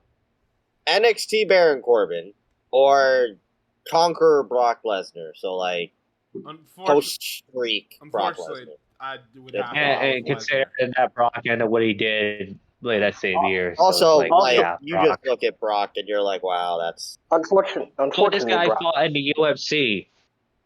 That too, yeah. Like, NXT Adam Cole or Ultimate Opportunist Edge. It's Edge. He's got the girl. He's got the pyro. He's an asshole. Out of here, Chugs. Damn. Oh, shit. Kurt Angle or Bullet Club AJ? Bullet Club AJ. Kurt Angle. This is tough. Because AJ has that cool ass song. He's got the entrance. He got the if you get lucky, you get the mask. He's got the group. Like, come on. Well, Kurt Angle though. All right, I'm gonna give it to AJ because we let 06 Angle we already. already let Angle go forward in that's fair. Reign of Terror Triple H or ECW RVD. ECW RVD. Are you fucking kidding me? I will say, rewatching Reign of Terror Triple H, he does look really fucking cool. But Rob Van Dam is Rob Van Dam. Yeah, when he's fucking on steroids, like, yeah, you bet. 2018 Braun Strowman or 09 Kenta. I love Kenta. I'm gonna give it to Braun, but he's big and he looks like a monster and he tips over ambulances and he beats up men with no chin. That's literally the best run of Braun's career, so yeah. It's the run that they should have given him the world title to, but no, Brock Lesnar, Roman Reigns, yeah. Charles, though, if you had to pick? He's Braun Strowman. Black Towel That's Kane, easy. so Unmasked Kane, or Authority Rollins. Unmasked Kane. Kane. Unmasked Kane Yeah. easily. That's not even close. Sorry, Seth. You did have also made a cash in, but That's fucked up. You see what it says, right? what? So 2020 Let's see. Drew McIntyre or AEW champ Drunk Adam, why Moxley. are there 64 rounds? We're gonna be here for a while. Oh my Hey. golly, dude. No. It's 64 participants, not rounds. This is over in 30. It's a match of 30 or 32. It's You over. better hope. Well, either way, Moxley with the belt before he went to rehab, or 2020 Drew. I'm going Mox. True. Mox at least had an audience. I'm gonna pick Mox. Yeah, he had an audience. Punk 434 or ROH Nigel. ROH Nigel. Nigel was a trip, bro. Anytime I look at him, I'm gonna think of that I'll song. have to go Punk.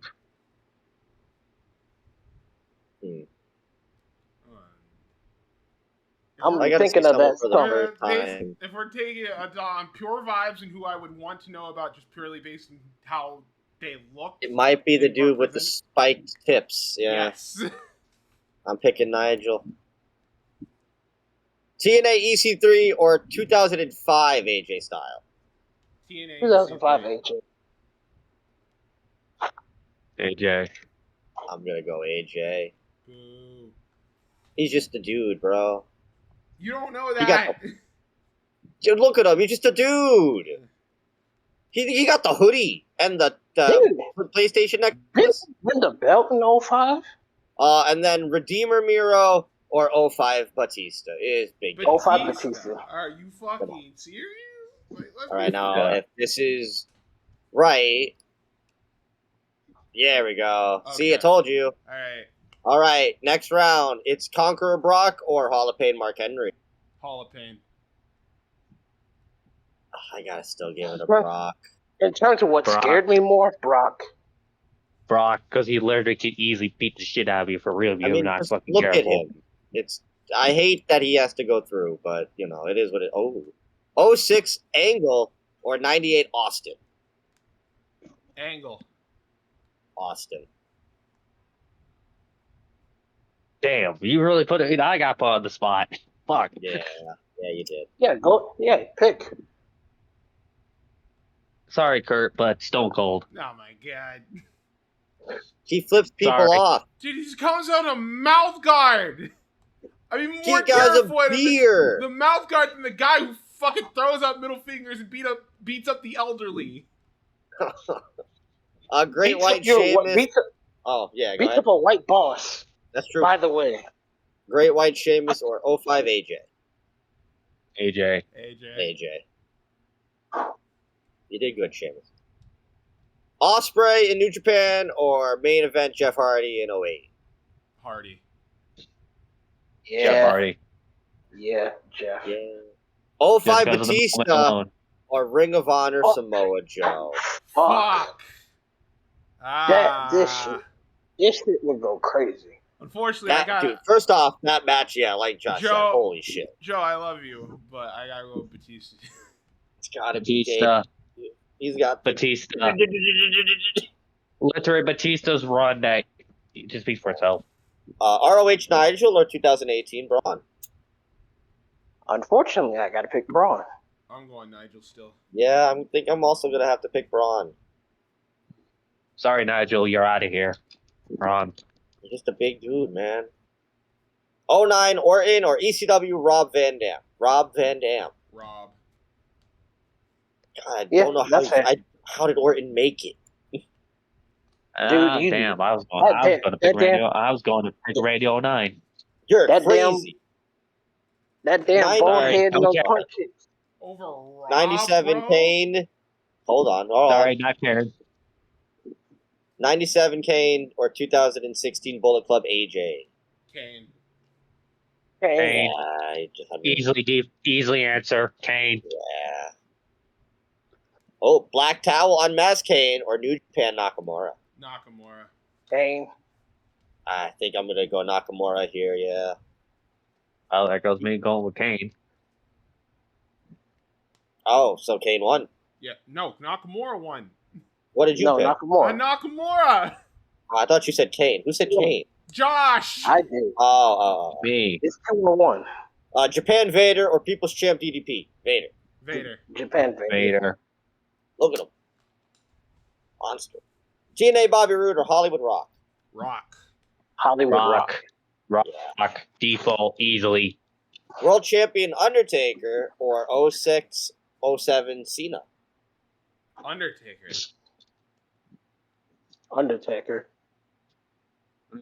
Adam, you're not picking Cena over Taker, dude. I didn't. You're not. Please, you're not.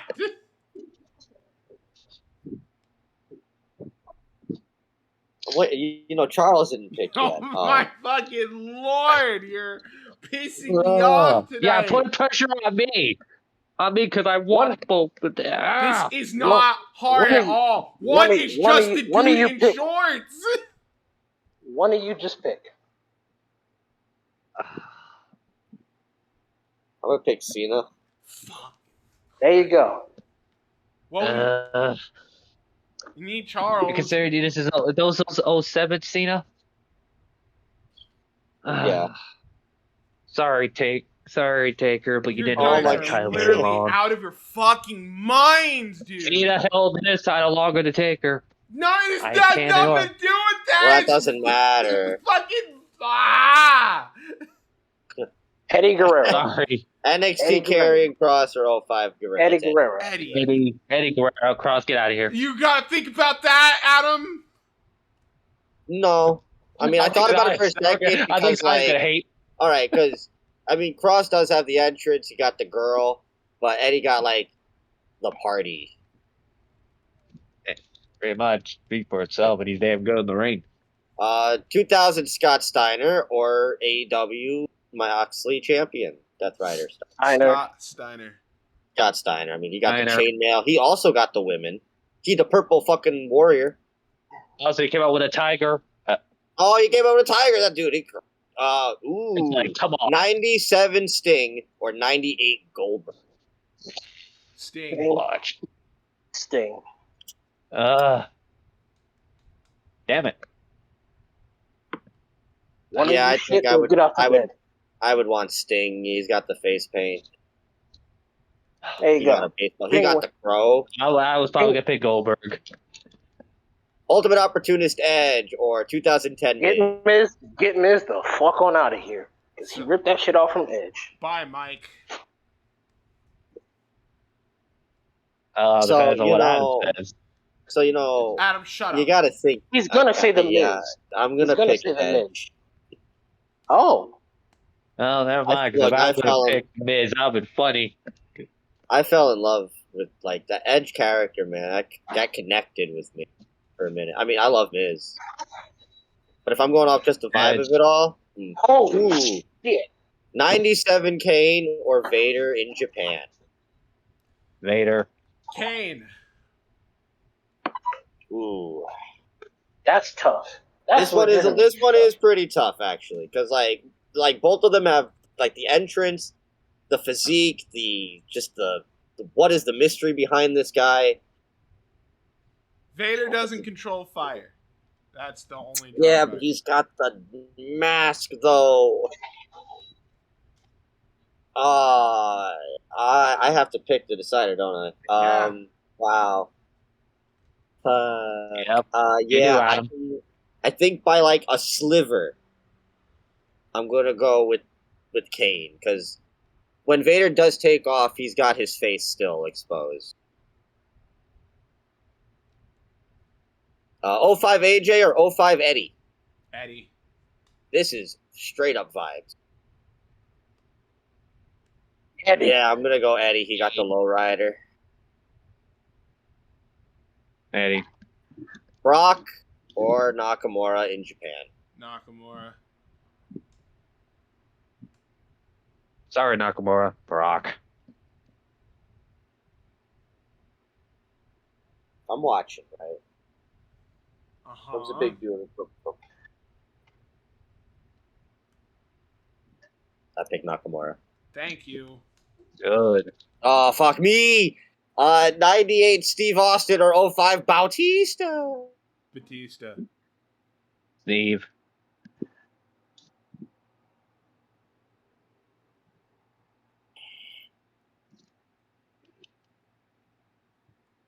Go ahead, pick your fucking bald man, because I know that the fucking thing of this is gonna be Steve and Cena by the end of it, and I'm gonna fucking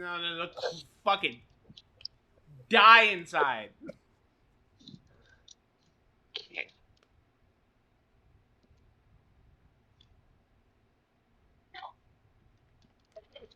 There you go.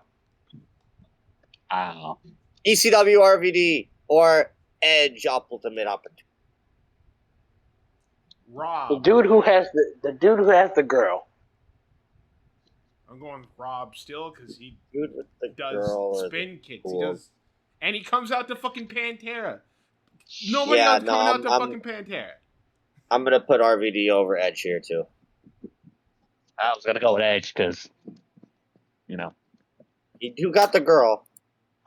and also Edge would actually, guy can get the world Oh title. Jesus Christ! 97 Sting or 2000 Scott Steiner. Ding! Scott Steiner. Oh, Steiner got the tiger though, bro. But Sting got the bat, and he comes from the rafters, and he kills people. And Steiner gets on the mic and Steiner. Sorry, Sting. Not to mention Scott's a literal psychopath. Literally. Look, if I have to go off of like the vibe of it, if I'm watching, I'm like, there's a reason I liked Jeff to begin with. It's because face paint, and I have to keep my gut. I go with Sting. Yeah. 07 Cena and 2018 Braun, John Cena. Yeah, it's Cena. Cena. It speaks for itself. Cena's getting farther and farther. And Hollywood Rock or main event, Jeff Hardy. Hardy. Sorry, Jeff. Yeah, I'm not going against Jeff. It's The Rock. It's not, though. It is ECW Van Dam or New Japan Nakamura. Nakamura. Those entrances are so fucking elaborate, man. And the theme and he gave a shit. I watched New Japan Progress. I started watching New Japan because of his fucking vibe. I was like, who the fuck is this dude? And I never stopped watching since. Rob is so cool, though.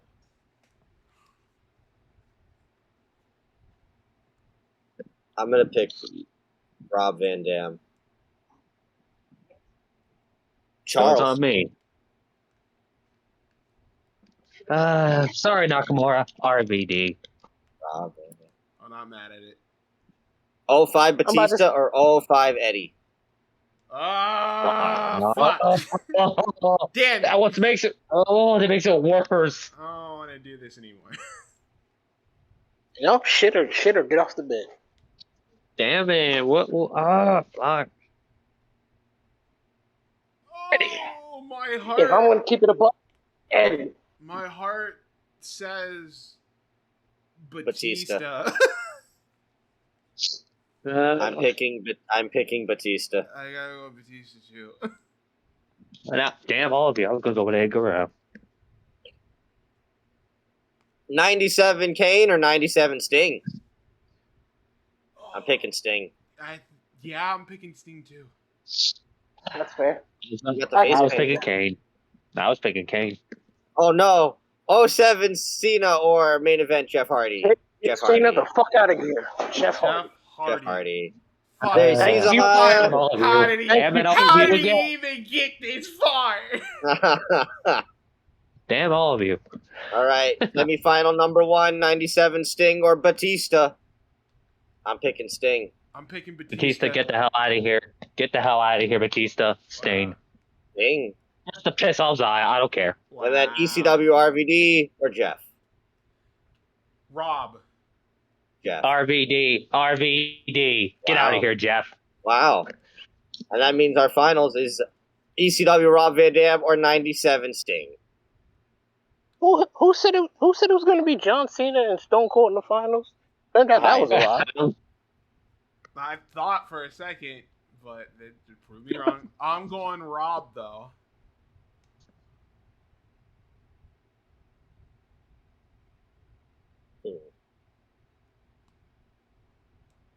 Great. As Adam determines whether he wants to go with his gut or the blunt in his hand. Look, one of these men is in my top 10 of all time. But if I'm going purely off of, like, here comes this dude, he's coming down from the rafters, he's got the face paint, he's got a bird. He's got Metallica. No, not on WWE, not on WCW television, he doesn't. Well, you'll have to go 2000 though. He did get him talking in 2000 though. This is 97. All right, well, that's 97. Okay. He don't even need music in 97. All he does is just stare at people from the rafters. What music? Yeah, but well, that's true. I mean, I'm going to be in. I mean, Rob comes out he's Pantera. The coolest fucking person on the planet, bro. No, so is the dude who's literally cosplaying as the Crow.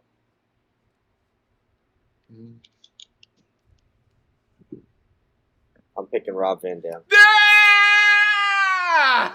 Yeah, I was gonna go with Rob Van Dam anyway. Look, dude, completely. At the end of the day, if we're talking about pure vibes, there's no bigger of a vibe wrestler in the world than Rob Van Dam. It's just not. If I would not got into Rob Van Dam, I was around that time, about 4 years before that. That man smokes. I would have been. Man smokes weed, comes out to Pantera, does martial arts, and says, "Dude, cool, whatever," and then he points at himself with his thumbs. He's the fucking best. Is only 16 on the board. That's right. Zahaya, you'll be surprised to know number 1 and number 2, Stone Cold and John Cena. Well, this we based this whole thing we're doing off vibes. They're basing off who they think is the best version of themselves, so it's a different from where we are at. Which we will do. We'll come back to that. I want to do that version as well. But this was purely off of, if you were watching that version of the wrestling from that time period, and you're a first-timer, who's going to be the guy in the end? And I think the question overall at the end, and I think, the 4 guys we had there in the semifinals, it's all about standing out as a wrestler, having a personality and being different and having something that is unique about yourself. And I mean, Rob just oozed that and not doing a lot. What made him not doing too much of the reaction. Sting, I mean, that's enough said. I mean, even before that, Surfer Sting had the face paint and all the other Stings you'd get later on. Same with Jeff. Also tells you face paint makes you get over. Just saying, Legion of Doom. Thanks, Oprah. The Boogeyman. Well, we find out that Rob is the biggest, vibiest of vibe wrestlers to ever exist. But what about you guys? What do you think? You could leave your suggestions, or you leave a comment on who you think is the biggest vibe wrestler in the world in the comment section, either here on Podbean, YouTube, or Apple Podcasts, which we're also on. But with that being said, that's how we're going to end things for the Four Post Massacre Podcast. Charles, I know you don't really like to plug stuff, but is there any car show that you're on that's upcoming that you want to plug right now? Going to Chaos coming up. Night 2. There you go. Yeah, the show did get delayed because of technical reasons, but it should have Night 2. So Night 2 is actually be going up by time this goes up. So there you go. Yeah, go ahead and go watch Dawn of Chaos while you can. Sonny Stikiyaki. Yeah. Wow, I can't believe it. Is there anything that you would like to add to help close out tonight's show? As always, support independent pro wrestling is the backbone of our industry. Without them, there is no future. Please go out and find your local indie and give them some support. Because you never know, one of these days, they might end up being the vibiest wrestler of them all. There's quite a lot on the indies right now that got that. Like Starboy. Sure, yeah, or good. Cool. Or Blake Christian. Talk about good wrestlers. Don't mention the name of Adam. He'll be pissed. On Vanilla, baby. Good night. Jason Brown will be here next week. Awesome. What are we watching? We're watching a TNA show. We don't know yet. Gotcha. Well, you will find out when we find out. On the next edition of the Four Post Massacre Podcast, we'll be back to talk about AEW, WWE, Bound for Glory! Yeah, well, you guys were talking about a lot of shows. We were talking about Crown Jewel, Bound for Glory. And I don't know if I'll be talking about Crown Jewel. Of Pro Wrestling, well, we got to mention it. Yeah, I'm not watching it. King of Pro Wrestling, all in the same segment. Retro Review will be another TNA show with Downtown Jason Brown now confirmed. And then the main event, I guess it is my turn this time around to have this shit set up. So I will do that next edition of the podcast. But thanks for watching, everybody. Like always, you can subscribe to the YouTube channel. Find us on Podbean and Apple Podcast as well. And until then, take care. And yeah, whatever. And dude. Oh, I see what he did there.